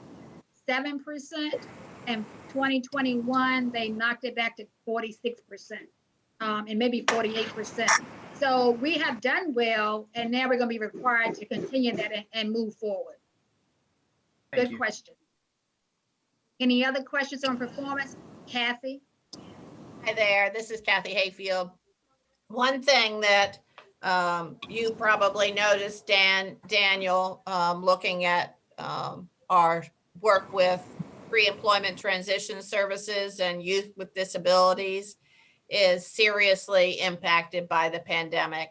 And we've had a decrease in applications of 2,000 as compared to last year, working with students with disabilities, which is really so disheartening because that program had just really gotten built up and we were developing good relationships with the schools, and the applications were coming in, you know, so much better than they had been. And now with the pandemic, just having contact is difficult. And I do have to applaud our counselors who are working with students with disabilities, students that we call potentially eligible. That means they're potentially eligible for vocational rehabilitation services. So we work with them in advance of the vocational rehabilitation program. But if you look at that pre-ETS, those numbers have just dropped so substantially. So that will be a real effort over the next year to figure out how to provide that service in this virtual format. And Dawn, who is a member of your State Rehabilitation Counselor, is one of our more seasoned pre-employment transition services counselors and very knowledgeable in that area. So maybe at your retreat in November, our retreat, I am a member too, we might want to talk a little bit more about that and pick your brain some, Dawn, so that the council understands how we work with students while they're still in school and how we can do a better job in that area. That was my 2 cents, Dee Dee. Thank you, Kathy. As you will see this one chart, it says that back in October of last year, we were serving quite a few students. Well, in March, you would see where it dropped off in April because all the schools closed. In the summer months, we did do pre-employment transition services. However, they were drastically not the same. And another reason that the numbers dropped drastically is in April, March, we closed all of our students going to WWRC. So all of those services that we provided there has not happened since April of 2020. However, we still have quite a few students with disabilities on our rolls. I told you we're serving about 18,660 customers right now. Of that, 6,200 is students with disabilities. We still have 4,400 of those that are our pre-employment transition students, those that we were working within the school system and continue to have them on our case types and trying to still work with them through other means. So the services have dropped, but they're still on our rolls. As well as 1,800 of those have moved over to our VR program. So Dawn, as she said, can help us talk about that in the retreat in November. We are opening back up the school services, even though most schools are virtually services now, we are still handling some of our project search cases where we're actually being able to go back into our internships in the hospitals. We also are working with our vendors on still providing services to our customers on an individual and very limited group services. So Kathy's correct. Those services have dropped drastically. We are working to see what we can do to go back and provide those services during the school term. Okay, we'll move now to talk about another topic if you don't have any questions. And that topic is going to be serving more customers, those that have been traditionally on our waiting list. Those that are new, our agency is under a term called order of selection. And that just means that at any given point, we may or may not have enough dollars to serve all the customers that come to our agency for services, so we have to put them in a priority. And right now, the priority that we have that we're working with is the most severely disabled. There are individuals that have 3 or more seriously functional limitations, and limitations are something like communications, self-care, work skills, work tolerance. Well, we have that particular service category open now. The good news I want to tell you is that we're going to open up everybody else that's been waiting for our services since 2016, and that are persons that are have a disability but no functional limitations, and then those that have a disability that have 2 or less functional limitations. So that's our term is our severely disabled population and our non-severely disabled population. There's a total of 1,108 customers in those 2 areas that I am here glad to say that we will be bringing all of them off the waiting list tomorrow, September the 23rd, 22nd. Today is the 22nd. What's today? 21st. We're going to be doing that on September the 22nd.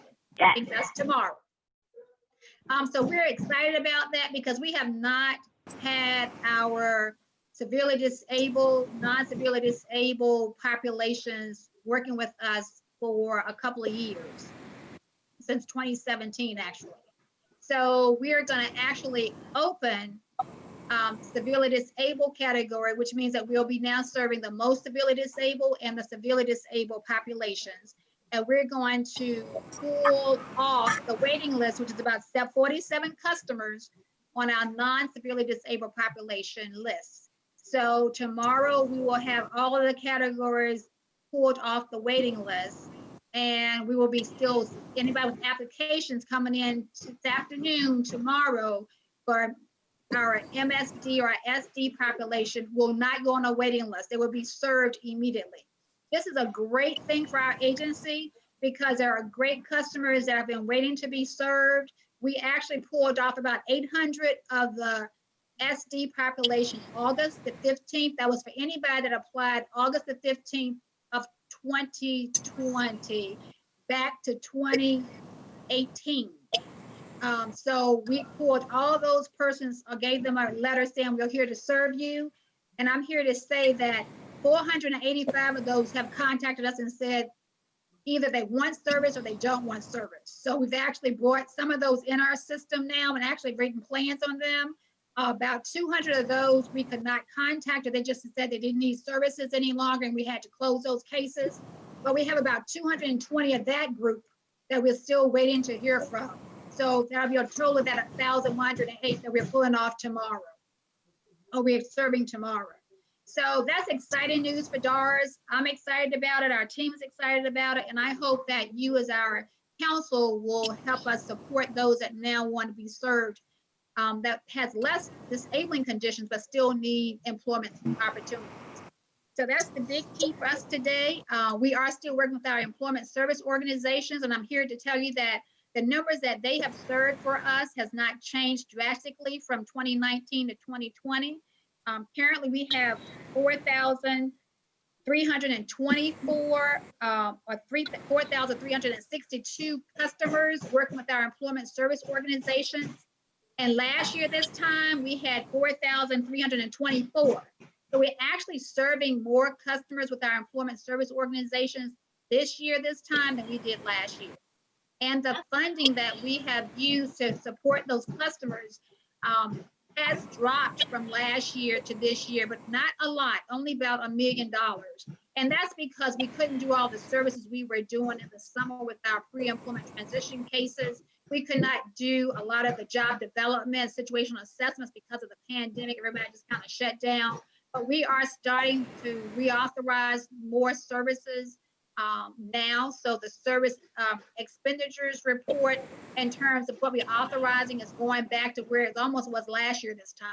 But even with that, because of the pandemic, because of the savings of the funding from our federal dollars that we didn't spend last year, we're able to open up our SD and MSD, remain them open, and then completely clear our waiting list. So that's a plus for DARS. Something good did come out of this pandemic.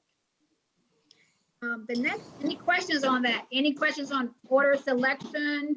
How we're pulling off the cases starting tomorrow? Dee, this is Angie. Can you hear me? Yes, yes. So I just wanted to commend you guys. That's amazing to see how people pull together and do things differently and still come out with some positives, and super, super proud to hear that the DARS is able to facilitate that in the middle of a pandemic. I have a question, and I think I probably already know the answer, but when you're not able to use dollars for what they were earmarked for, do we have the ability to transition that money over into like the wait list or other opportunities? And then also, just to speak really briefly about the school districts, I mean, in the pre-ETS money, all you can do is what you can do. Every school district, and I know Daniel can confirm this, is doing something totally different. And it's so hard to keep up and follow the tracks that they're going, whether it's virtual or in person or a combination of. So basically, congratulations on all the good work. And then, just a question about transferring money around. If I heard you correctly, Angie, your question was, are we able to use the funds that we didn't use last year, move it over to this year to use for our service delivery? And that could be in transition as well as our full VR dollars. Is that what you're asking me? Yes, and I don't really know about year to year. I'm just thinking you had a whole bunch of pre-ETS money sitting there that you didn't get to utilize because of the pandemic, right? So could you use that? Can you transfer that money around, or you're not allowed to do that?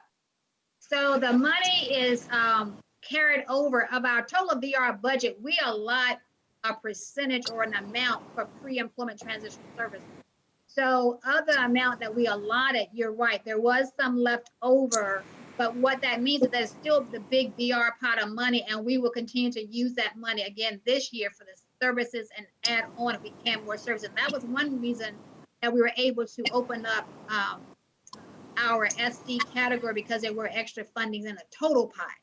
So yes, we are, and we did strive to use more dollars in the summer that we could use, and looked for some creativity in virtual services, which was an increase in cost a little bit of pre-employment transition services. So as we move in the fall with virtual services, that will still be a little more cost than it may have been for the regular face-to-face. So yes, we are going to use them to the max. We did meet our 2019 requirements for pre-employment transition services from the federal government standpoint, and we are low now because of 2020, because of the pandemic, but we are working at new innovative ideas, and we can share more of that when we get back together in November. We'll have a little bit more data on how we've been able to use that since the summer months until the fall. And you did have one other question. I don't recall the last question. Did I answer your question? Yes, you did. I just don't want to give money back if we don't have to. We don't give it back, believe me. And we're fortunate we didn't have to give it back because of the pandemic. All states were in the same predicament, but we really have 2 years to spend for one given year requirement for the pre-employment transition service money. So that saved us some. There was a bill out to try to get the federal government to allow agencies to use another year to be able to spend the pre-employment transition dollars, and that has not passed Congress. But we still are okay for the moment. But yes, we will continue to use it, which is a great thing. Okay, any other questions on that particular topic? All right, the last thing I want to talk about is we have 2 federal grants that are supposed to end in 2020. And that is Career Pathways for Individuals with Disabilities, CPID grant, and then another Department of Labor grant, Disability Employment Initiative, round 8. These 2 grants we've had in our agency for a long period of time, 5 years active for both of them. And they were supposed to end September the 30th. The Career Pathways for Individuals with Disabilities is a very great grant that we got, and it talked about career pathways and how we incorporate that model for service delivery, which we have kind of made now a seamless process moving forward in the VR program.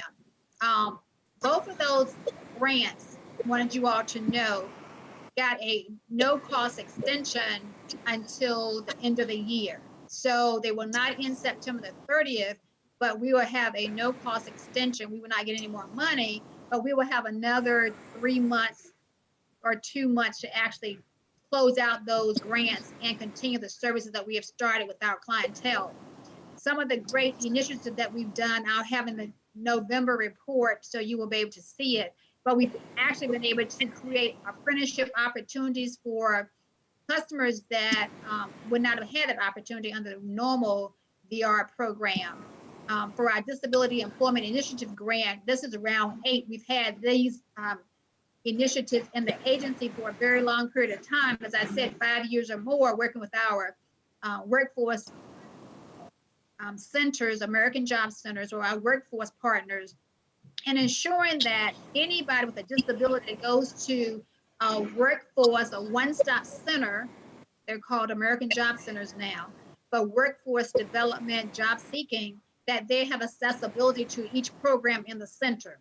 So our agency has done a great job in making sure that we have accessibility for all persons with disabilities, from our agency, any disability, to DBVI, the visually impaired population.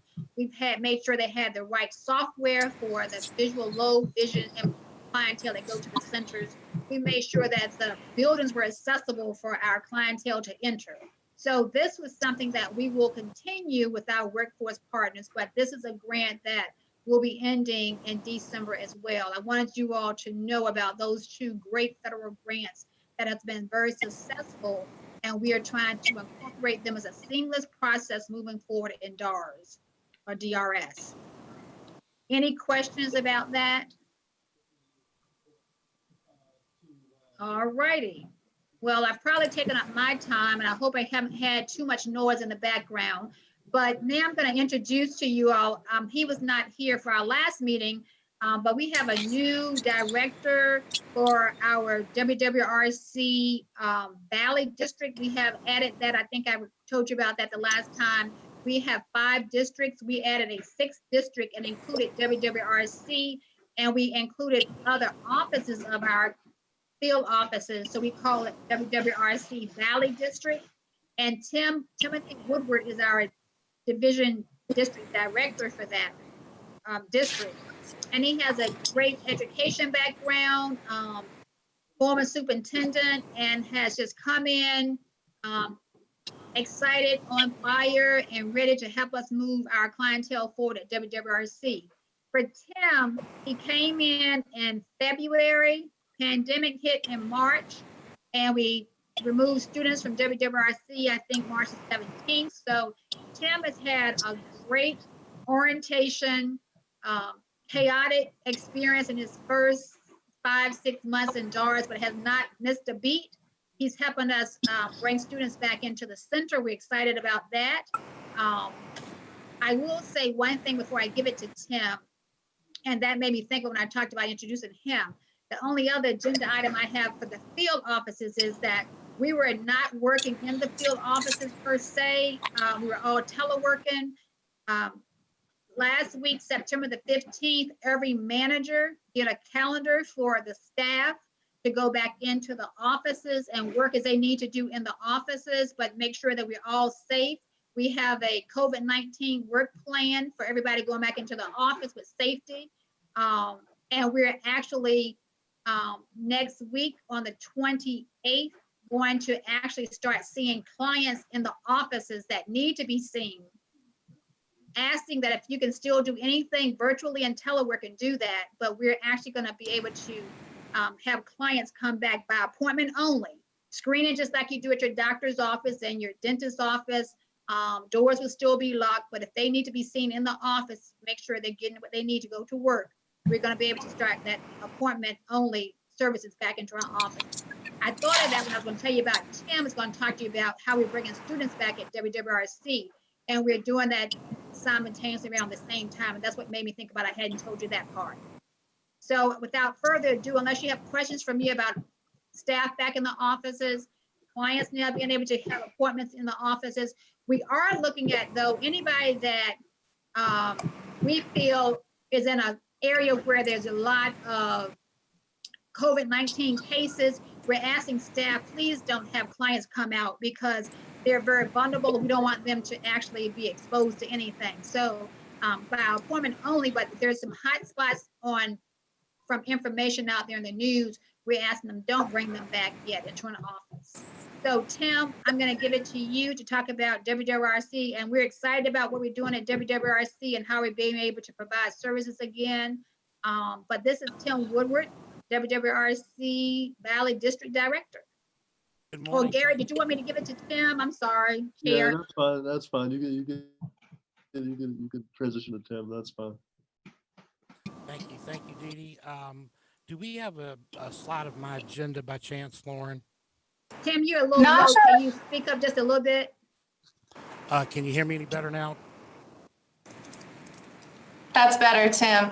Tim, Okay. your Yes. agenda I do not have on the slide, but I have your org chart. That's okay. We'll just we'll leave the org chart for just a little bit. First thing I wanted to do was I was just asked to give a little bit of a brief introduction of myself, and I thank Dee Dee for doing a little bit of that. I started out, yes, in education, and have been a teacher of students with disabilities, a high school assistant principal, a middle school principal, high school principal, director of special education, and a school superintendent. So I do come from the education background. I was hired here in February, and the pandemic came. Since that time, we've had a little bit of a flooding issue. We had a small fire, but to this point, I have not seen any locust. So we are trying to hang in there. During the time that we left, that we had clients leave the center because of the COVID-19 situation, we were, as Commissioner Hayfield said, able to keep our employees working for an extended period of time. We were able to do a lot of professional development, to work on our reorganization plan, and to be proactive and to begin to prepare for the reentry of our students, which we hope at this point is going to be September the 28th, very, very soon. So once we had accomplished that, we did unfortunately reach a point where it was very difficult for us to continue to justify to be able to have our entire staff working and teleworking, and we did do a furlough. Fortunately, that furlough did not last but a month or so, and at this point, other than those employees who were affected by our reorganization plan, we do have our staff back and working, and we're doing teleworking and in the office in a combination as we are now in full swing preparing for our first intake of our clients that will be coming back on September the 28th. So we were very fortunate, and I just want to say that in working for DARS, it was very pleasing for me to see an organization, an agency work so hard to keep its folks employed during very, very difficult times, and we were able to do that. So I want to talk now just a little bit about, with this reorganization plan, what is it that we do now at WWRC? You know, I've read a lot of history. I grew up in the Shenandoah Valley, knew a little bit about WWRC and its history, and I'm very excited about where we're going, what we're going to be able to do, the clients that we're going to be able to serve, what we're going to be able to do to help them enter into the workforce and gain that independence that they so much deserve. What we do here now is we assist Virginians with disabilities from all across the Commonwealth. We help them enter the workforce through our comprehensive and our vocational rehabilitative programs. We provide evaluations, we provide therapy services, We provide those to people who were previously employed and possibly incurred some kind of medical event, and they want to return to the workforce. We also focus and help them gain knowledge into the most recent and highest recruiting career areas. And we help them decide which of those career areas are appropriate for their employment abilities. And we help them by developing their adaptive skills, and we do evaluations, treatment, and training. And so I know one of the conversations that has been around our medical program. And I think it's important to know that when a client comes here and needs supported medical services, we will still be able to offer those medical supported services. It simply means that when they come, they are going to be ready, however, to also at the same time with that support, enter into the VR program and begin their training. And as Commissioner Hayfield and Deputy Commissioner Batten said, they will also have in their plan a specific goal of going back to work. So I don't like to say that or hear sometimes that, okay, we're not going to have the medical piece, because we certainly are. It's just going to be approached in a way that is going to be very, very specific to their medical plan and how we assist them. And it's going to be in a much shorter term while they are getting their VR training. But we are going to continue to offer wraparound services to all of our clients, whether that be OT, PT, speech, whatever it is that they may need. And in doing so, obviously, we had a larger medical staff over in our Rothrock building than what we needed at the time. And that is where some of our attrition took place in order for us to be able to move forward with our reorganizational plan. So that's just a little bit about kind of what we do, how we're going to do that. We've talked a little bit about our pre-ETs and working with our high schools and our school systems and our school districts. You know, I know that it's tough right now because of being able to have communication with schools and the constraints that they're under. But I fully expect that once we get beyond this point of the COVID and we get things going, that program was very successful, and I fully anticipate that we will be able to get back to where we were there, and I'm very excited about that. So if you could, Lauren, now would be a great time, if you don't mind, to put up my chart. What I just talked to you about, I wanted to break down for you exactly how we go about getting our clients into the workforce and how we've organized WWRC now to be able to streamline that. Tim, unfortunately, it looks right now like Lauren is having some difficulties. So she has stepped out to get help, so we can't put your org chart up right now. Okay, well, I will try to go from the best memory that I can go from then. So the first division is under my manager. His name is Clay Huey, and Clay is going to be the manager over the supported work readiness division. And that division will include clients who need medical support as they're training in their VR program, who need OT, PT, driving, training, and any of those supported therapy skills while they're working in the program. Clients will all come through the DARS field offices, and when they come in that division, we'll do an evaluation, and we will take a look at their readiness, what we think may be appropriate for them if they're not quite ready to come to WWRC. Maybe their skill level is not quite where it needs to be for us to be able to help them at that time. We are partnering with folks like Sheltering Arms, who we have had great communication with, because we simply don't want to just say we cannot help you. We want to be able to, thank you. we want to be able to send them to a resource so that they can be able to get to the skill level to where we can help them. So if you look on the far right of my screen, or of the screen that's up, you will see Manager of Supported Work Readiness, Clay Huey. And under that, you will see all of the um, um, departments under his division that we use to serve our clients. As you see, for our clinical coordinator, Diane Siminoff, who is a physician's assistant, we are working with Augusta Medical to be able to also have access to medical doctors and to be able to have her work with those folks in our student health and other things that we may need there in our nursing services. So that will be Clay's division.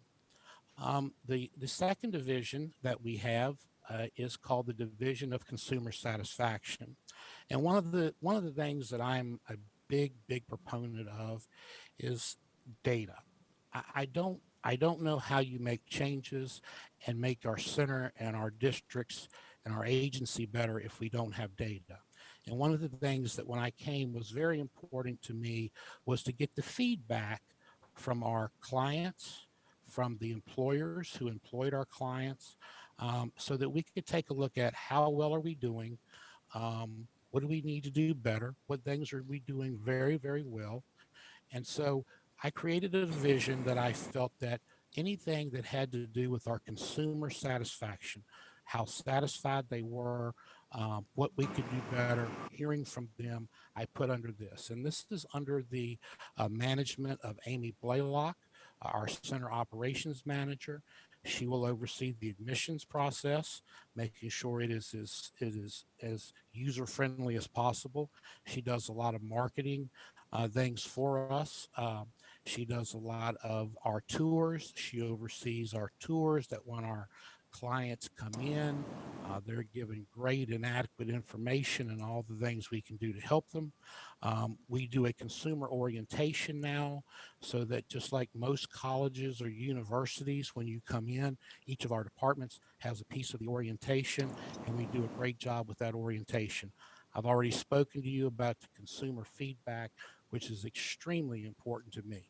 I want to know what our folks think when they leave here. How well did we help them? What can we do better? And what can we do well?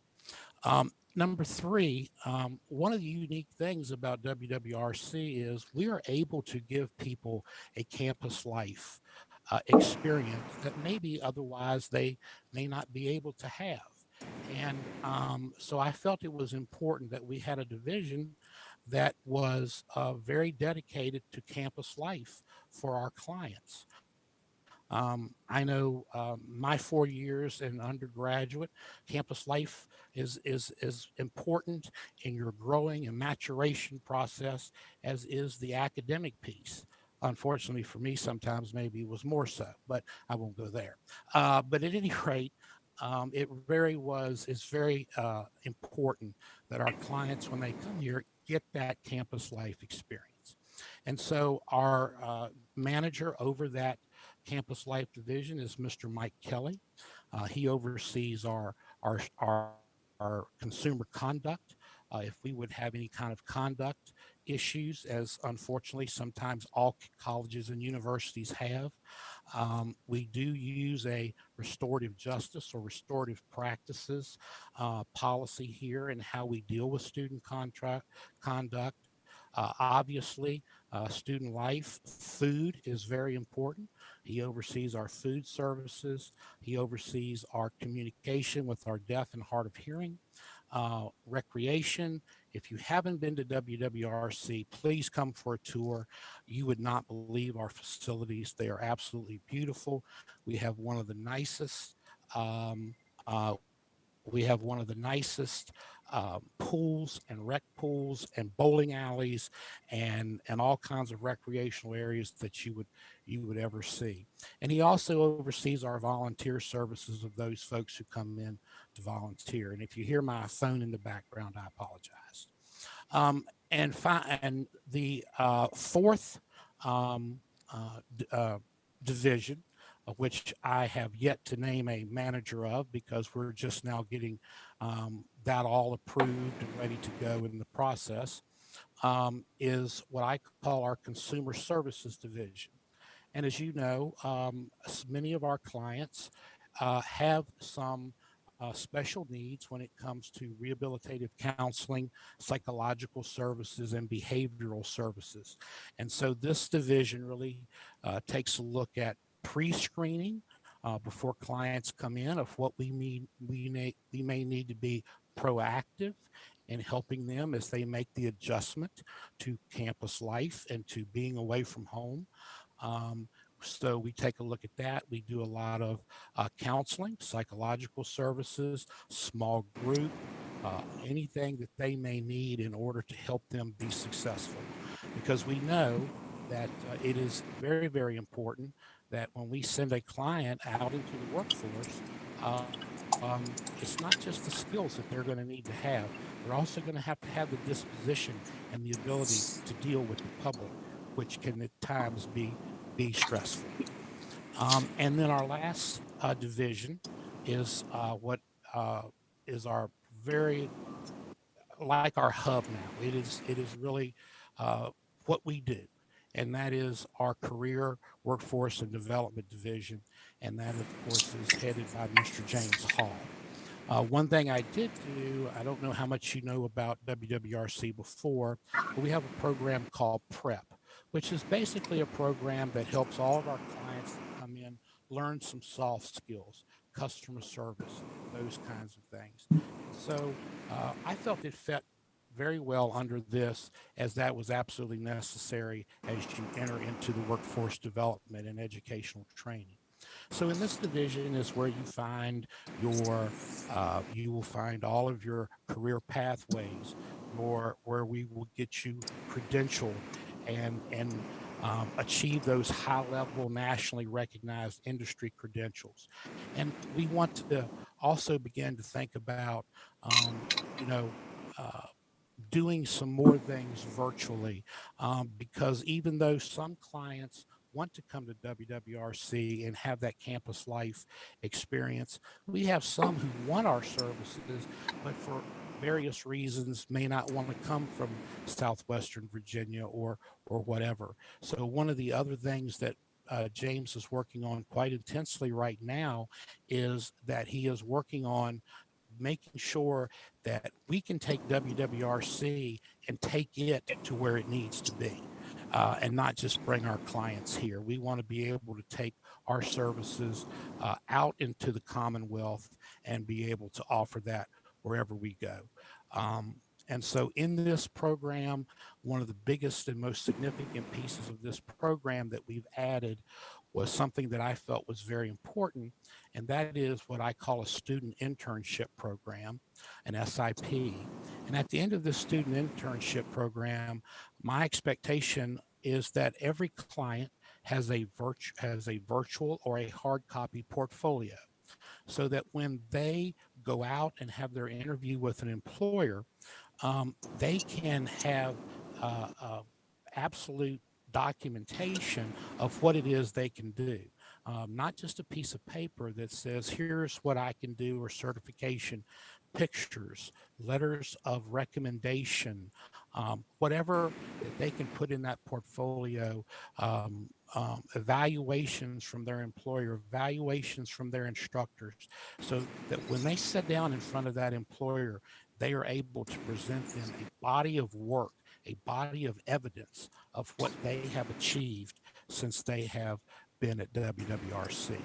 So I am extremely, extremely excited, and I can't thank enough the support I've gotten from the commissioner and the deputy commissioner, as we have been able to make this what I consider a pretty significant paradigm shift from what is now a very focused VR educational program, but uniquely has all the support that the clients need to be able to do that. So I'm very, very excited about where we're going. Am I a little nervous about the 28th? Sure, I'm a little nervous. I think we all are, about our clients coming in, because we all are concerned about their health and safety as well as our staff. So I just want to speak very briefly and let you know that we have worked extensively on our plan of reentry for our clients. We have the entire thing ready to be presented to the commissioner and the deputy commissioner for approval this week. And it will encompass everything from mitigation to isolation to tests to how we're going to temperature check or do all of those kinds of things much like what other facilities like ourselves are doing, right down to how we're going to schedule the appointment times for clients to come in and do intake. We will be doing intake starting the 28th and probably start classes on around the 30th. After we do our orientation, we're going to be doing significant orientation with our clients, from things on how to put on your mask properly to how to wash your hands properly, et cetera, et cetera. We have taken our dorms and we have made certain that we have only one client per dorm room. Many universities and colleges don't have that luxury. We will have one client per dorm room and one client per bathroom facility in the suite setups that we have in our 2 dorms. So we have worked very, very hard to be able to do that. We have worked extensively with Augusta Medical. So should we have an incident, we have worked with them and have a understanding of what our process will be there, as well as the Department of Health. So I'm very, very excited about bringing folks back. I think we as prepared as we can be. Unfortunately, this little virus has a mind of its own sometimes, and we can never be 100% on anything, but I feel like we're certainly doing the best we can. And the last thing I just want to mention before I open it up for any questions that you may have is I hope sometime in November I could be invited back. We are beginning to work on our long-term plan for WWRC, and I would like to come back and be able to report to you our plan, our strategic plan. That's the word I'm trying to get out and couldn't. Our strategic plan for the next year, and give you a better idea of where we're going after I present that, obviously, to the leadership, my leadership. I would love to have the approval of this organization who does such outstanding work, to take a look at our strategic plan and have a stamp of approval and the ability to give me input as to things that you may see that possibly we need to focus on as well. So with that, I want to thank you for the opportunity to speak with you, and it's great hopefully to get to know you. I'll be glad to get to know people in person. I'm very much an extrovert, and all of this isolation is about making me go crazy. But at any rate, if you have questions or other things that you would like for me to discuss, I'd be happy to do so. I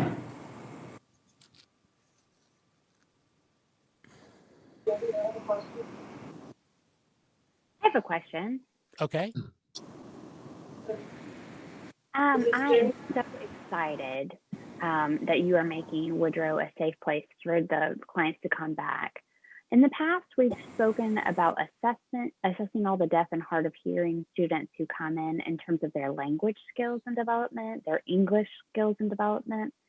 And I understand there was a plan put in place, but when I saw your organizational chart, I did not see any spot for language assessment. And I was just wondering what had happened on that front. It should be under, I don't know if possibly you just found a mistake, because audiology does fall under Clay Huey's area there, and I don't know that we can get the whether we have speech and audiology and speech up on that or not, but we do that. Indeed we do, and speech should be there. If it's not, that's a mistake I made on the chart, because yes, our speech folks do the assessment, and it falls under Mr. Huey.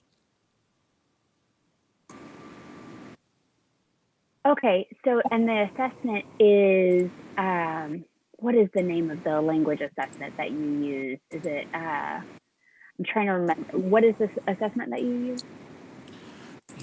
You know, I would have to check because I would love to take a guess at that. That's okay. But I do not know exactly which one of the assessments that we use. I can tell you, you know, the IQ and those things that we use out in the field that do some of those things is the Woodcock-Johnson is pretty much the standard, but I don't know which assessment we use for the speech. That is the one I'm thinking of. That was the you're name of. thinking of the Woodcock. Yeah, Okay, yes. there was another language, but I'm not talking about the IQ. I'm talking more of about a language, like a linguistic assessment. Measures your articulation, your phonetic awareness. Yes. Yeah, right. So I know that there had been an initiative to make that happen for every deaf and hard of hearing student who came in your doors. If you will send me an email, and I can, if you will Can send me do. an email, you can find it on our website. I will get that information and I will get it back to you. And thank you for the question. Okay, thank you so much. Yes, ma'am. All right, thank you so much. This is Garrett again. Thank you so much, Tim. Thank you for all your details, and I cannot wait for your further reports on how WWRC is doing with our new clients. Certainly need to be served. So moving forward, we have I'm deciding to switch up the agenda slightly and move right into new business since we are running a little bit behind schedule, and we are going to do the member reports at the end before we adjourn. So I hope that is okay with everyone. We want to hear from everybody, but we need to get to the new business first. Good with me. So first, we want to get an update on the consumer appeals and bids for new hearing officers from Elizabeth Pataka and Julie von Liddell. So. Thank you, Garrett. So the invitation for bid, or the IFB committee, which consisted of myself as the DARS VR appeals coordinator, the DBVI appeals coordinator, and one member voted from each county, reviewed 3 bids for impartial hearing officers. One bid was deemed unacceptable because the writing sample was not completed as requested. The other 2 writing samples were reviewed and evaluated on the following criteria. Was the writing sample consistent, clear, and communicated effectively? Did it demonstrate understanding of the case? Was the organization style coherent and easy to follow? Were the sentences well structured with few punctuation or mechanical errors? Was the final decision well thought out, clear, and consistent with policy? Did it show ability to apply the appropriate laws? And did it demonstrate analytical skills? The writing samples were judged as acceptable or pass, or unacceptable or fail. Both correctly completed writing assignments were awarded a pass from all members of the committee. Per the selection process as outlined in the IFB, the bidders that are determined to have an acceptable writing sample and an acceptable resume and current or recent accounts to meet the agency's needs will be awarded. The 2 bidders that were accepted are Carl Schmidt and Sarah Freeman. As the IFB stated, we were seeking up to 4 qualified bidders, and contracting with these 2 bidders would bring us to 4 hearing officers through March 31st, 2021, and 3 hearing officers thereafter when Barbara Byers' extension expires. Federal regulations require that the respective state rehab councils jointly identify hearing officers with the state rehab agency. The commissioner for the Department for Aging and Rehabilitative Services and the Department for the Division of Blind and Vision Impaired will have final approval. So at this time, we need a motion to accept or not accept the decision of the IFB committee, which is to approve contracts with these 2 bidders.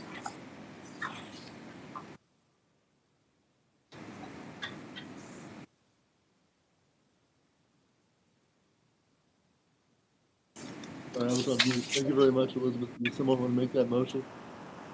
This is Dawn. I make a motion to accept nominations from the IFB committee. This is Sean. I'll second. Okay, thank you. I'll do a roll call vote.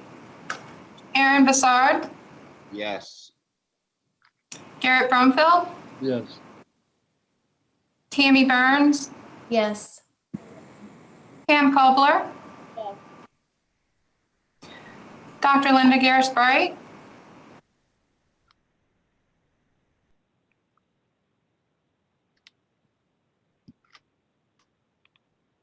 Daniel Irwin. He says yes in chat. Daniel Irwin has indicated yes in chat. Jolie Fawn Liddell, Yes. Angie Leonard, I abstained. I stepped away for a quick restroom break and I did not hear the motion. Sorry. no problem. Dan Lofton.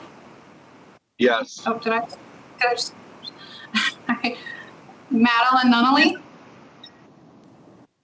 Yes. Thank you. Justin Spurlock Yes. and Jennifer Whitaker.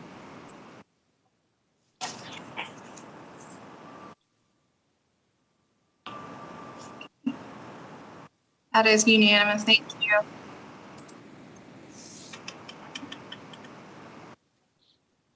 Thank you all.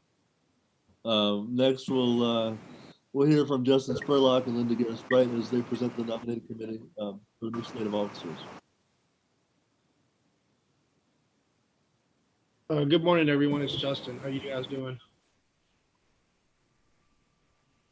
So is Miss Linda on the line? I believe that she is still on the line. I'm trying to see if we can unmute her.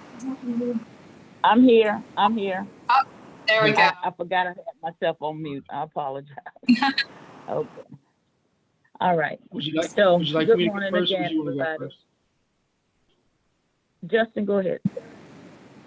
Okay, so me and Miss Linda, we reached out to all of the officers and we got feedback for the nominating committee. And I guess I'll let Miss Linda pass it over on her part, and then I'll follow up on what we got back from everybody.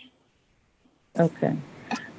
Okay. First of all, we had, like Justin said, reached out early on and got feedback from each individual, and wanted to know who was interested, if they were interested in, being nominated or putting their name in.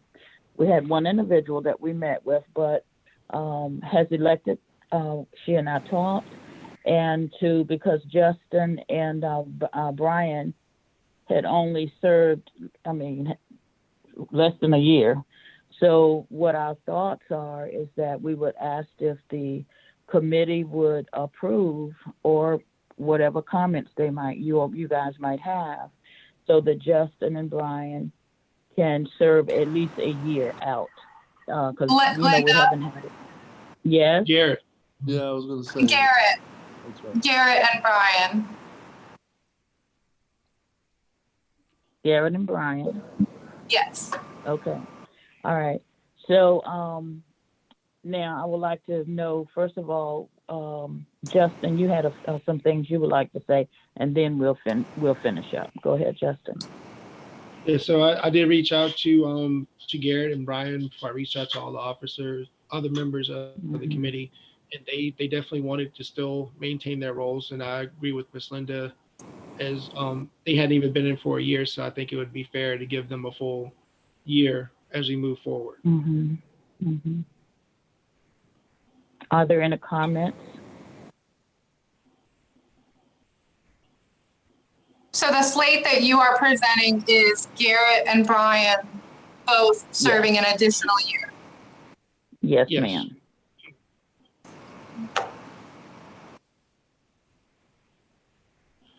And before we go forward, I know we have a list of everybody's contact information. Some of the contacts had phone numbers, some of them had emails. Is there any way that we could get a full list that we have everybody's phone number also besides emails? And that way we can be in contact both ways instead of just one. Justin, I am on top of that. I have reformatted your roster and you will all receive that. It is a roster that should stay within the council and not to be shared publicly, but I will be getting that out to you. Thank you. Thank you. This is Angie. Okay, I make a so I motion guess- that we accept the slate as offered. I think that you, Garrett, you probably want to take nominations from the floor. If Okay. there are any. If there are any Okay, yes, are there any nominations, can- nominations? Any nominations? Justin, can you repeat? I really couldn't hear you well. I think that was Garrett. Yeah, I was Oh, just that was calling Garrett, ask if there are okay. any other nominations, or, I'll be glad to contend. This is Sean. I'll move that we close nominations. Is there a second? This is Jenny, and I second. Okay. Noted. Thank you guys so much. So we welcome for another year, Garrett and Byron. We need to take a vote. Yeah, we need to take a vote. Can we're gonna do a roll call, Lauren? Yes, I heard somebody else say something though, and I'm not sure who I it did was. too. I don't know either. This is Angie. I just Angie, said Angie, I restate my motion motion. Sorry, to accept the slate. So we need a second. Yes, thank you. This is Aaron. I will second that. Noted, Aaron, thank you. We will do a roll call vote now. Okay. Now, Garrett, Yes. Brumfeld, okay. Tammy Burns, Yes.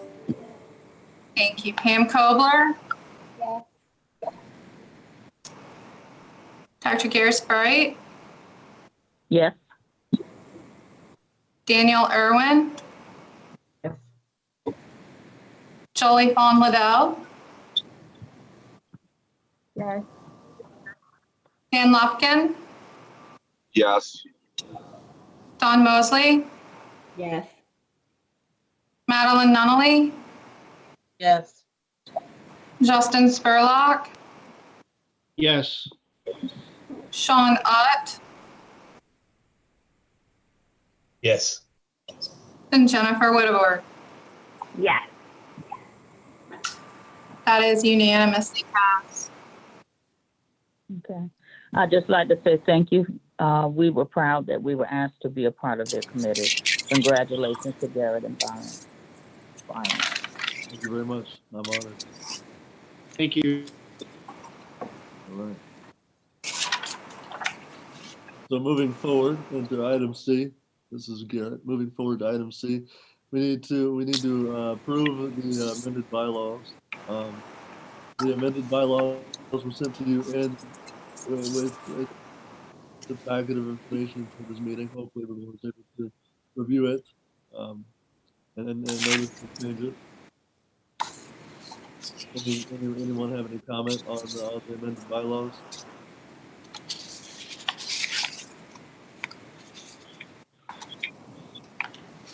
Hearing none, can I get a motion to approve the amended bylaws?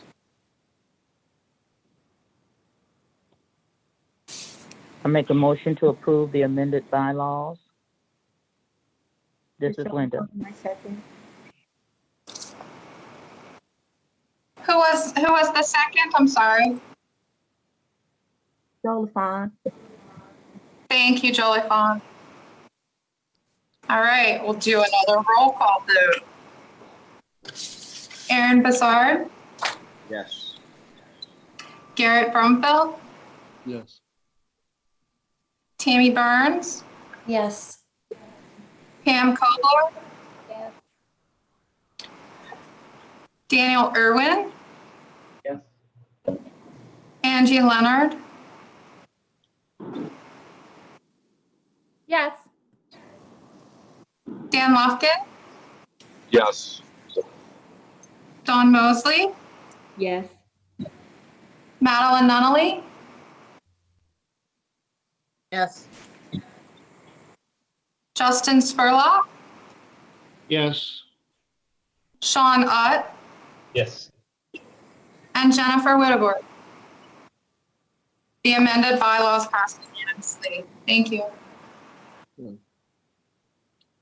All right, this is Garrett again. Up next on the agenda is approving of the meeting dates, which we already did. We already did in my executive committee report. So then, Lauren, everything was taken care of with that, right? We can move on.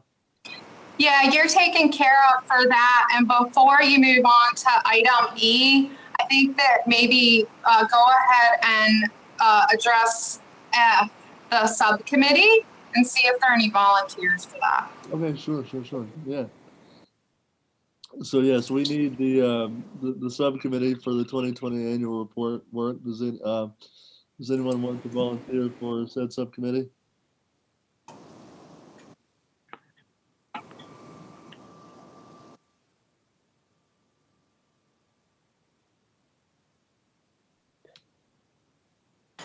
Garrett might want to talk about what the responsibilities are for that committee.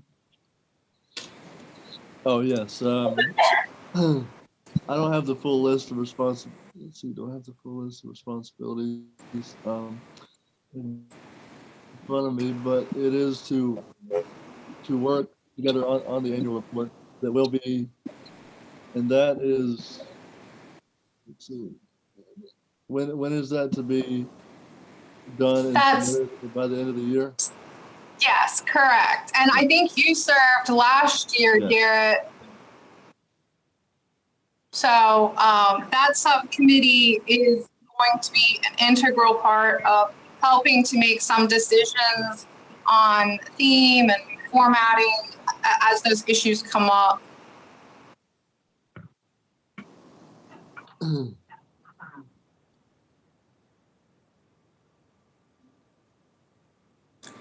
Hey, this is Justin. I can help with that. If nobody. Awesome. Thanks, Justin. And Justin, you have the perfect background to help with that. So that will be wonderful. Is there somebody else?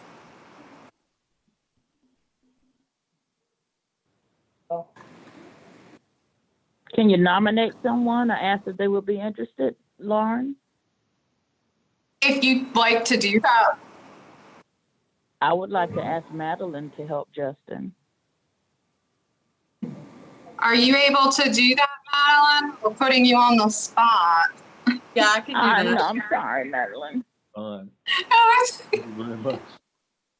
That would be great. So the subcommittee would be made up of Justin Spurlock and Madeline Nunnally, and you will need to bring forth a motion and vote.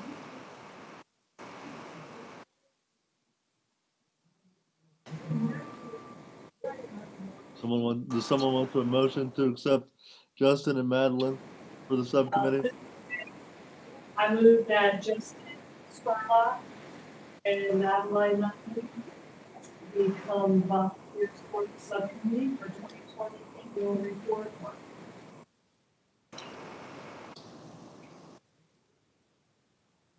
Okay, can we get a second? Dawn, I would like to second. Okay. Thank you. We'll do a roll call vote again. Aaron Bassard, Yes. Garrett Brumfield, Yes. Tammy Burns, Yes. Pam Kobler, Yes. Dr. Linda Garris-Bright, Yes. Daniel Irwin,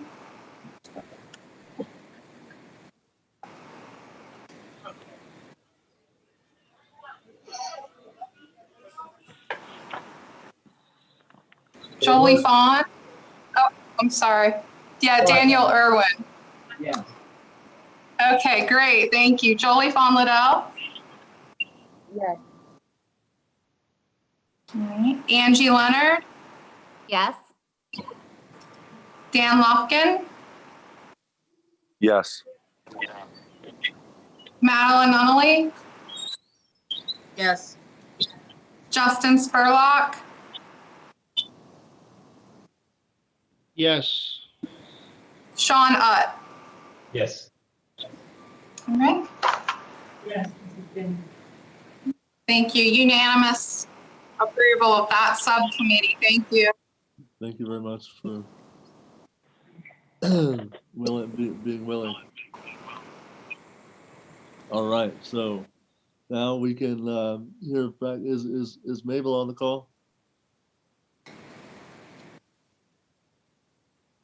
We're checking now. I just saw some numbers change. So she is on our call. Mabel. Okay.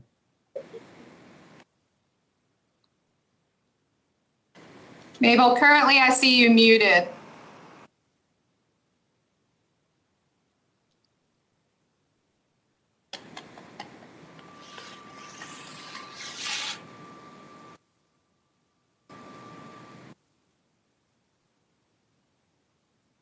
Mabel,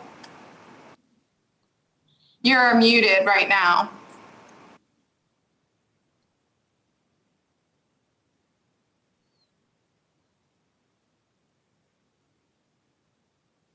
Okay. All righty. There you are, Mabel. Yeah, Hi. yeah, I had forgotten that you had me muted and that I had to do *6 because I'm on audio. So I had to do *6. So we're fine now. All right. Hello, everyone. Yeah. Hallelujah. Okay. All right. This is the FSY 2019 Consumer Satisfaction Highlights. And I believe you all received that and have had a chance to go through it. So the main thing that I will say is that one thing about service delivery ratings, I know people look and they say, okay, why is it 70 in the mid 70s? But what I see is that service delivery ratings tend to be lower. When we did closed cases back in 2004, 2005, we learned from that DARS was really good on the front end, but the perception was not as good during service delivery, which is how we ended up doing open cases. So I also checked with other states, and at least with California, North Carolina, and Missouri. And California was a little bit closer to our situation because they used open cases with some recent closures, but they had timeliness questions that related to what we had.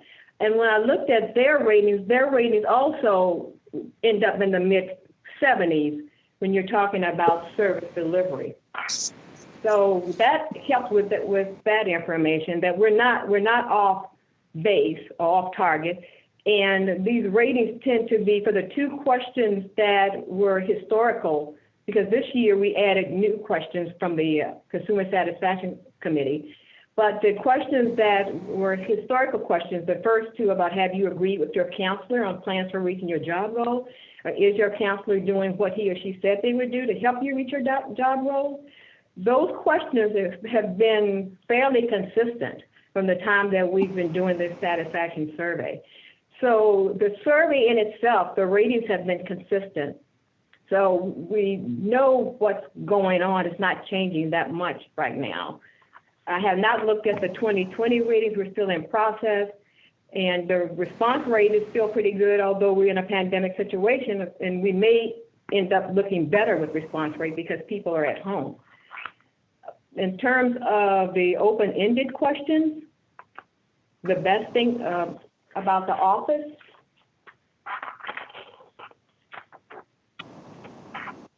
and the best thing that has happened, are we on that page? Yes. You can go to the next one, Lauren. Okay. Okay, and those are pretty much the service delivery questions. If you all have read that report, I'm not going to go through those one by one unless you need me to do that. But these are part of the new questions. Starts connecting you with people and services you need to reach your job goal. Has your DARS office kept in contact with you throughout the process? And are you moving toward employment in a timely manner? Now, the timeliness question, again, that flows pretty much, that has always been the lowest percentage in terms of consumer satisfaction. And definitely when you're doing open cases, because the survey arrives and if the consumer, whatever point the consumer decides to do the survey, they're basing their response to what is going on.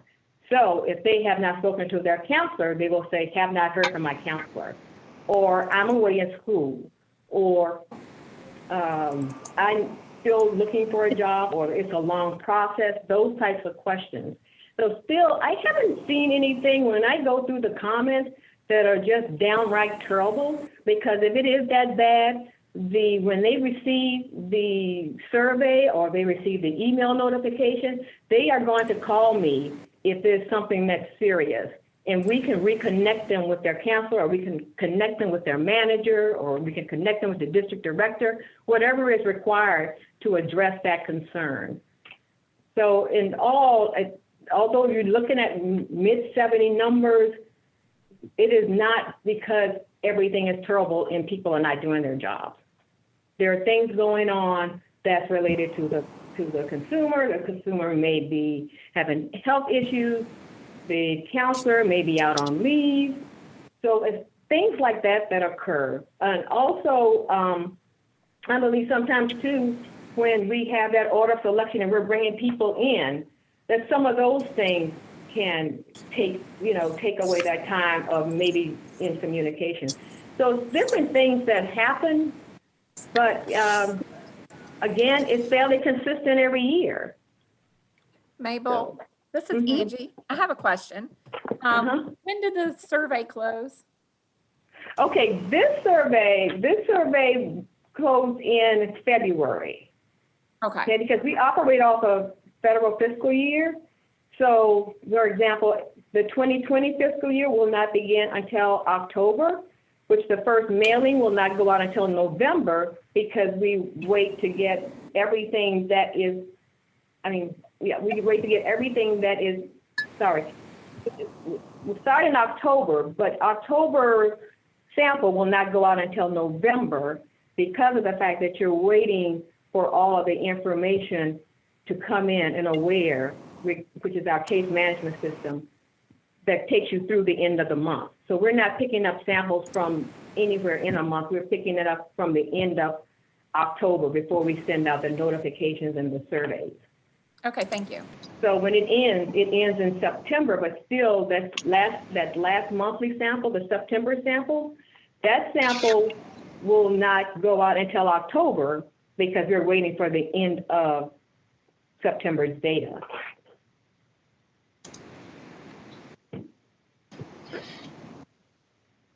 Any other questions?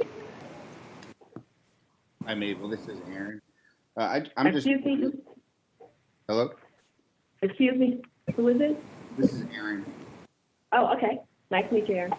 Nice to meet you as well. I'm just curious, do we define for the consumers what should be timely manner? I would expect that to be a very low score too, because I'm looking at it, it feels very subjective to me. And if I really need to work now, then timely manner might be subjective. Do we define for them what the expectation should be?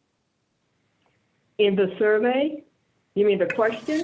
As we're working with them. Now that may be something that comes from, maybe Dale or someone. In terms of the question that we ask, this question is, are you moving toward employment in a timely manner? And so some people are in school and they will say no. Some people are waiting to find a job and they can't find one yet, so they will say no. someone will say, I have health issues, they will say no. So very rarely is because they don't know what the time frame is. Now, we do get some people say it's a long process.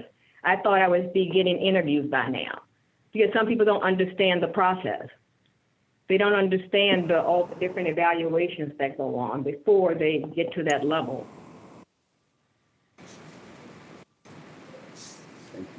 So Dale, did you want to add anything to that? Is she still on? I am. Can you hear me?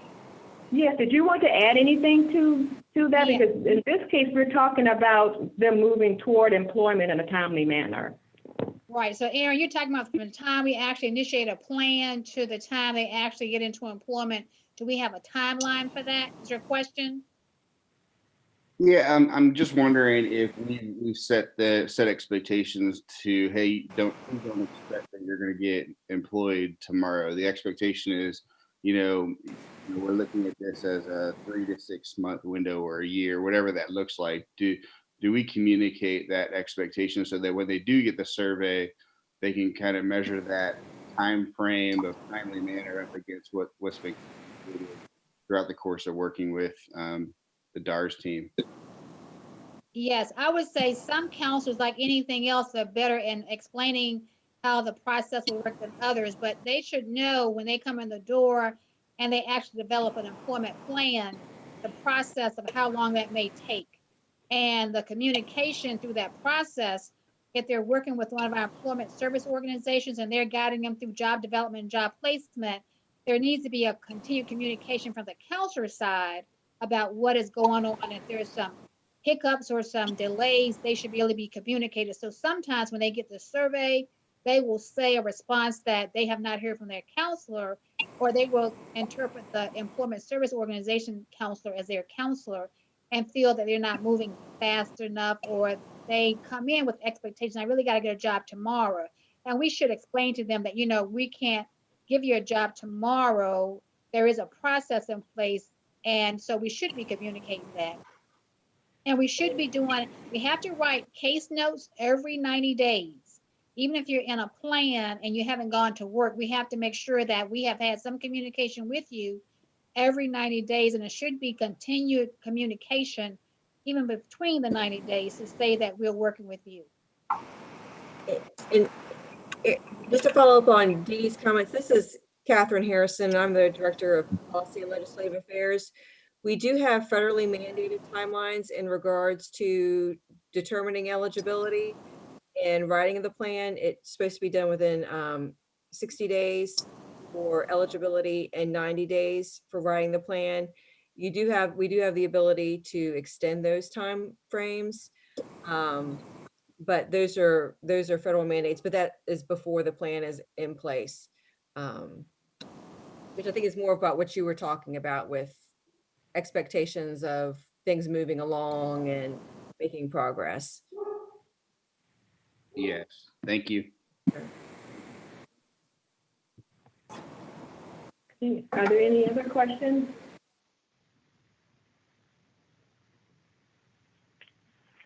Okay, the last two areas cover just covers the best thing that has happened to help consumers move towards their job goals and things that would help them move closer. And these again are similar to what we saw last year. And our consumers tend to really explain things. They may not put down, helpfulness or positive outlook. They're actually writing what's happening to them. So they may write that, okay, the counselor is doing great helping me, and then they may write something about the other office didn't do as well. So if they say something where there's a helpfulness and where there's an issue or need, that's what the issue and need is categorized in. For the office situation, when people ask about their office. In terms of, because I sort of jumped ahead, but in terms of the question about office, but for the best thing and the things that would help them move closer, those categories are mainly here, the job related, the positive outlook, and that's from the perspective of there's their description of what's happening to them is explaining that they have accomplished something, or that they are moving forward, or they believe they're on the right track, those types of things. So those are called like positive outlook. Anything that's related to job, because so many consumers say so many different things, they rarely are saying the same thing. So anything they mention about the job is placed in job related. Anything they mention that is describing that they're being helped is helpfulness.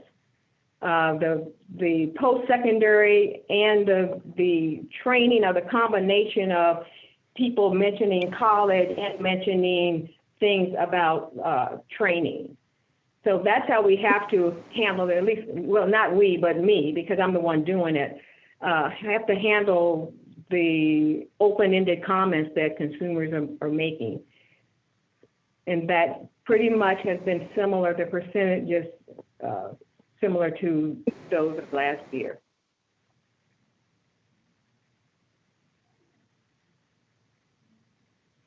Are there any other questions?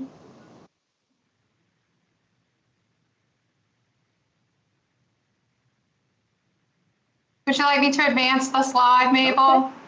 All righty, thanks a bunch. Goodbye. You'll have a good evening. I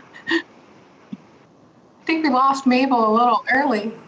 So we'll finish going through. You're going to get this entire PowerPoint. So you received the results, which Mabel just went over and highlight. And I put everything that we're talking about today into one PowerPoint document.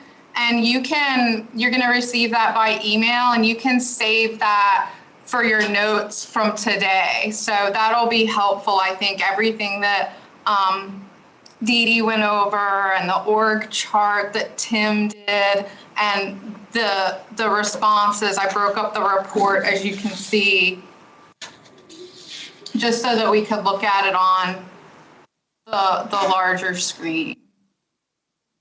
So if you have any questions about this, you can direct them to me and I'll get you answers, okay?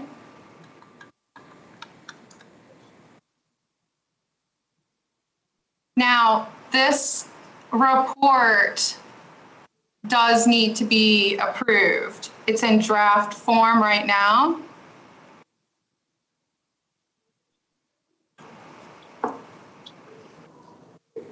So hopefully all of you have looked it over.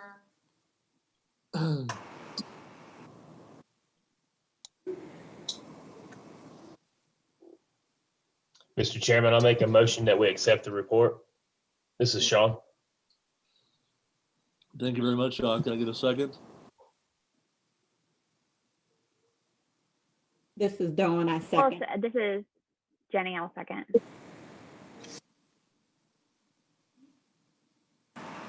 Dawn, I'll put you down as the second. Jenny, I'll call you in the roll call. I'm going to go ahead and do the roll call for the motion to accept the report as presented. Aaron Bassard? Yes. Garrett Brumfeld? Yes. Tammy Burns? Yes. Pam Kobler? Yes. Dr. Linda Garris-Bright?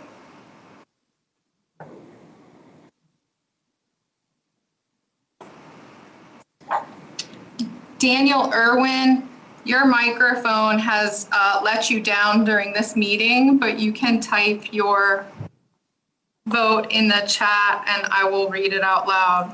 Jolie Fawn Liddell? Yes. Angie Leonard? Yes. Dan Lufkin? Yes. Madeline Nunnally? Yes. Justin Spurlock? Yes. Jennifer Whitterberg?